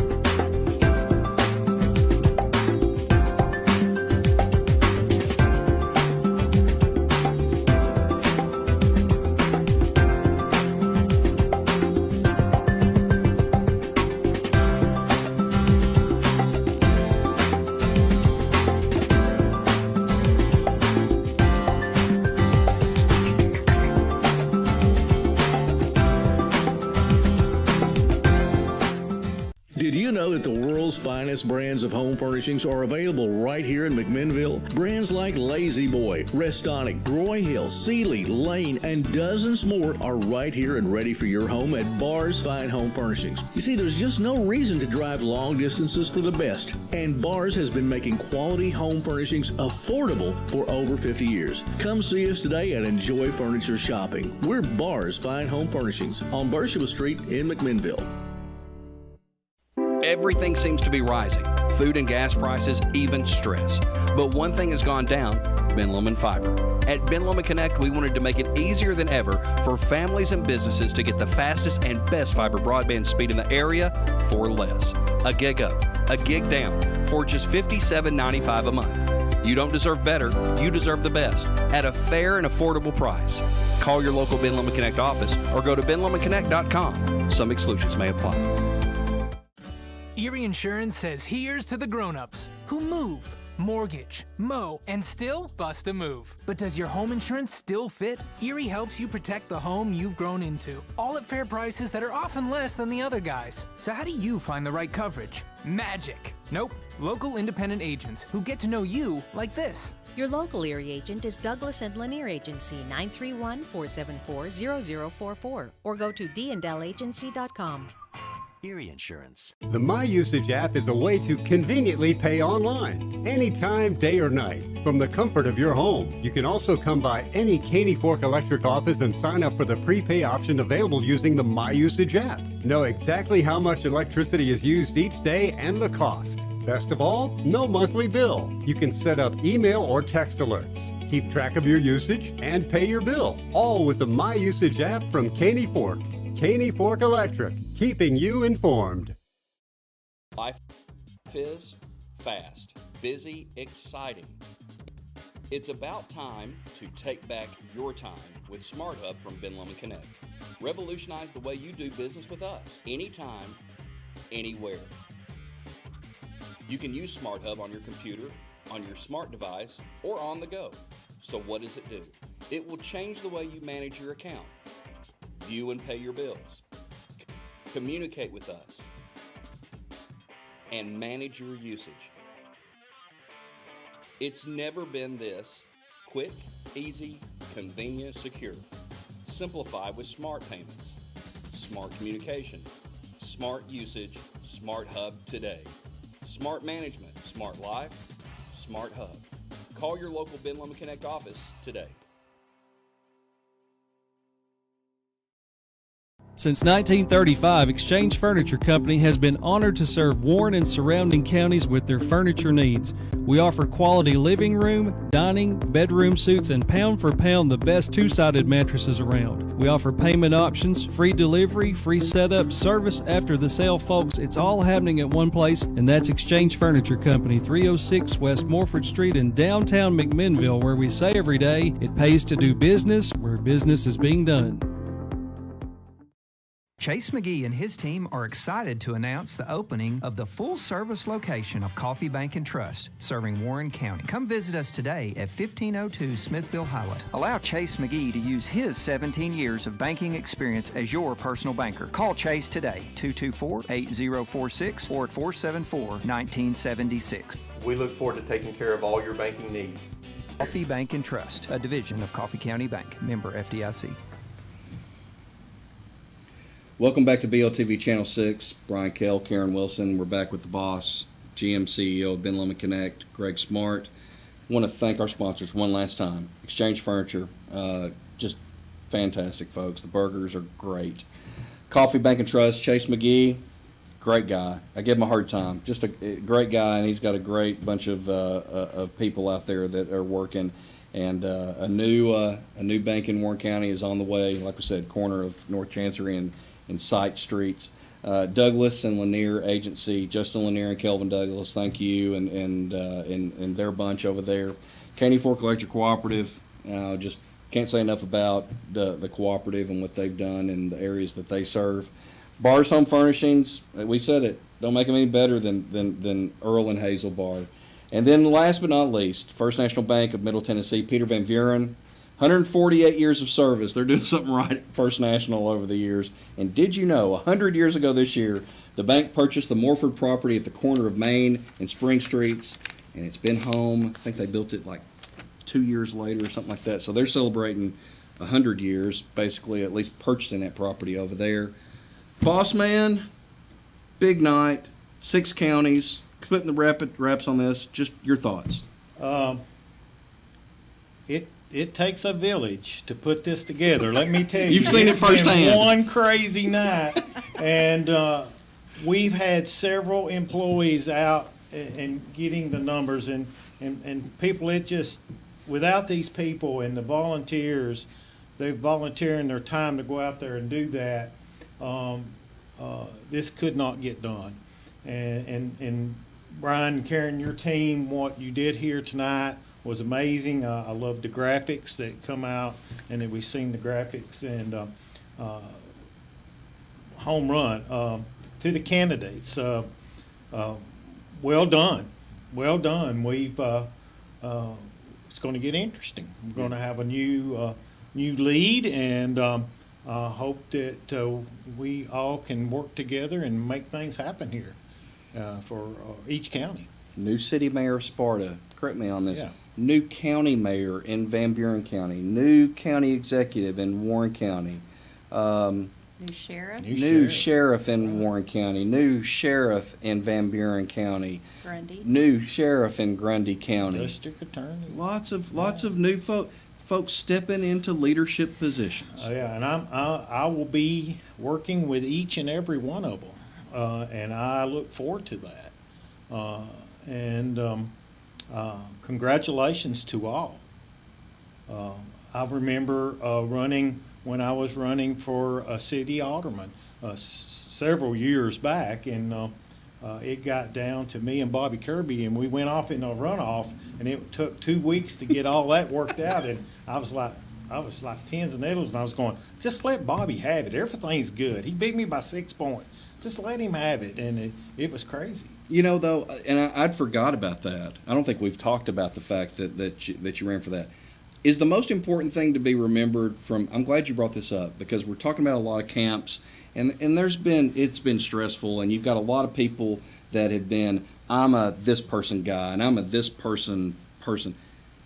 I dare say you and Bobby Kirby are great friends today, and we're probably great fans. And isn't that the most important thing, is everybody kind of coming together and saying, you know what, let's work for what's best of what's going on. Absolutely. I think the world of Bobby, and things worked out for the best.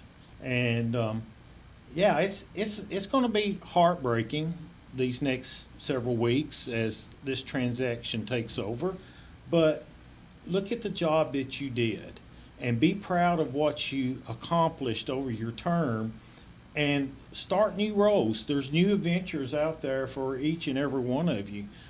Don't let it stop because you got beat tonight. Don't stop. There's new adventures out there for everyone. And I want to say this too, Karen. You saw this.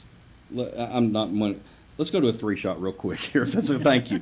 Kelvin's doing a great job back in through there. Karen, you've seen it. Greg, you've seen it. The job that leadership people have had to do over the past 2 years, unprecedented. County executives have had to grapple with things that they never thought that they would have to grapple with. City mayors have had to grapple with things they never thought they would. Jails, trying to keep people separate, all the stuff that COVID has brought into counties, cities, and companies. Salute to all of you all that have served in leadership positions over the last 3 years, 2 years, because nobody asked for that. You didn't. Nobody expected it. And Greg, just to make it through that on the other side, God bless them. Absolutely. Salute everybody. Absolutely. That was a curveball that was through. It would come to everyone. Everybody had to step up as a team player and pull everything together. And it has been a whirlwind.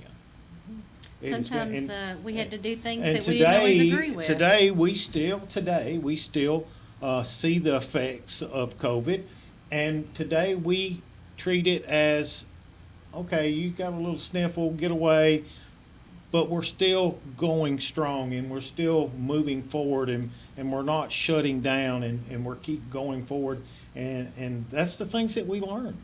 Yeah. Perseverance. We lost a lot of family, and we lost a lot of employees, and we lost a lot of friends, and yes, it was hard. But being a county executive during those times, man, I hope we never have to see that again. I hope another county executive or a county court has to go through those things again. Yeah. Karen? Exactly. Well, I was just going to say, I mean, during that time, we all had things that we had to do that we may or may not have agreed with. There was lots of different opinions on how to handle all of that, but it was unprecedented. We were going by guidelines that were set by the CDC, and I think everybody did the best of their ability to keep everything going, and we learned so much. We learned we just have to keep going, keep our businesses open, but it was also a lot of concern about saving lives, and I know that's what everybody had in mind when they made the policies or the mandates and things like that. So no stones thrown about those decisions. Sure. I am glad that thank God, literally, that this election didn't take place in the middle of what it was 2 years ago, year and a half ago. I'm glad there's been some time, and even though, like you said, Greg, there's still remnants of this thing that's still going around, at least we've had some time away from just the heaviness of what that was. Final thoughts for tonight as we wrap things up here. Amazing job. Well, thank you, and thank you. Amazing job. Yeah. Congratulations to the winners. Yeah. Thank you to the losers. You're really not a loser. You accomplished a lot. So you chased your dream. You chased your dream. Yeah. I mean, you will live with this forever. I mean, I think about those times, and And to the ones that come up short, keep trying. There's new avenues, there's new roads out there. Take those chances and keep pushing forward. And please, everybody work together and let's make this thing happen. Coffee County, Warren County, Grundy County, White County, Van Buren, and Cumberland. Thank you all for watching tonight. Thanks for bearing with us as we look to try to pull things in and try to give you something for free on all the different platforms that we had it, because it's a community effort, to be able to do that. By the way, Karen, as we close here, you got some great compliments on your jacket.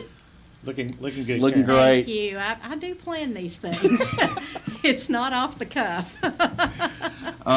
Join Karen, Hillsboro Tractor Pull. Absolutely. Weather permitting. We've got our Wi-Fi van set up over there. Be on the lookout for that. Follow on Facebook and keep up where that's at. And more great things to come as we move into fair season with the Biz Box and White County. We'll say that that's coming your way and all that good stuff. So more stuff to come here on BLTV Channel 6 and with Ben Lomand Connect. Yes. Yeah, be listening for some big news to come out for Ben Lomand in the near future here. It's been hopefully a couple 2 or 3 weeks maybe we'll Okay. be able to break this news and I'm excited.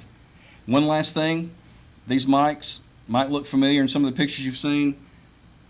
Take a listen to our podcast. You might find something there for you. You can find it on our website. Also, Spotify, Google Podcast, Apple Podcast, all that stuff.